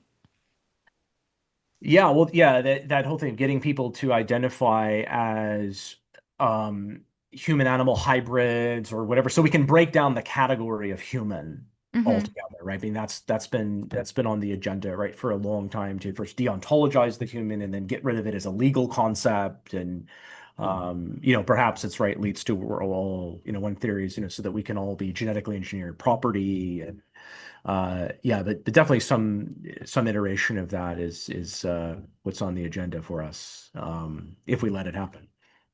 Well, do not be deceived, guys. I don't think they're coming in their slimy motherships. Let's be smart and thank you for coming both times. I had a great time and I love this subject. As you can see, I had a whole bunch of notes on lots of stuff that you covered in your articles. And you're welcome back anytime, whatever you want to talk about. I'm sure we'll have a great time. Oh, thank you, Jamie. Maybe I know Thomas might want to have you on to do True Detective season 4. I think he was saying something about that. Maybe you come on PsyOp Cinema with him to do that. Anytime. So, Yeah, all we right. like you guys. You're one of the few podcasts that we actually turn on. So, very good. All right, Jamie, thank you. Bye. Bye bye.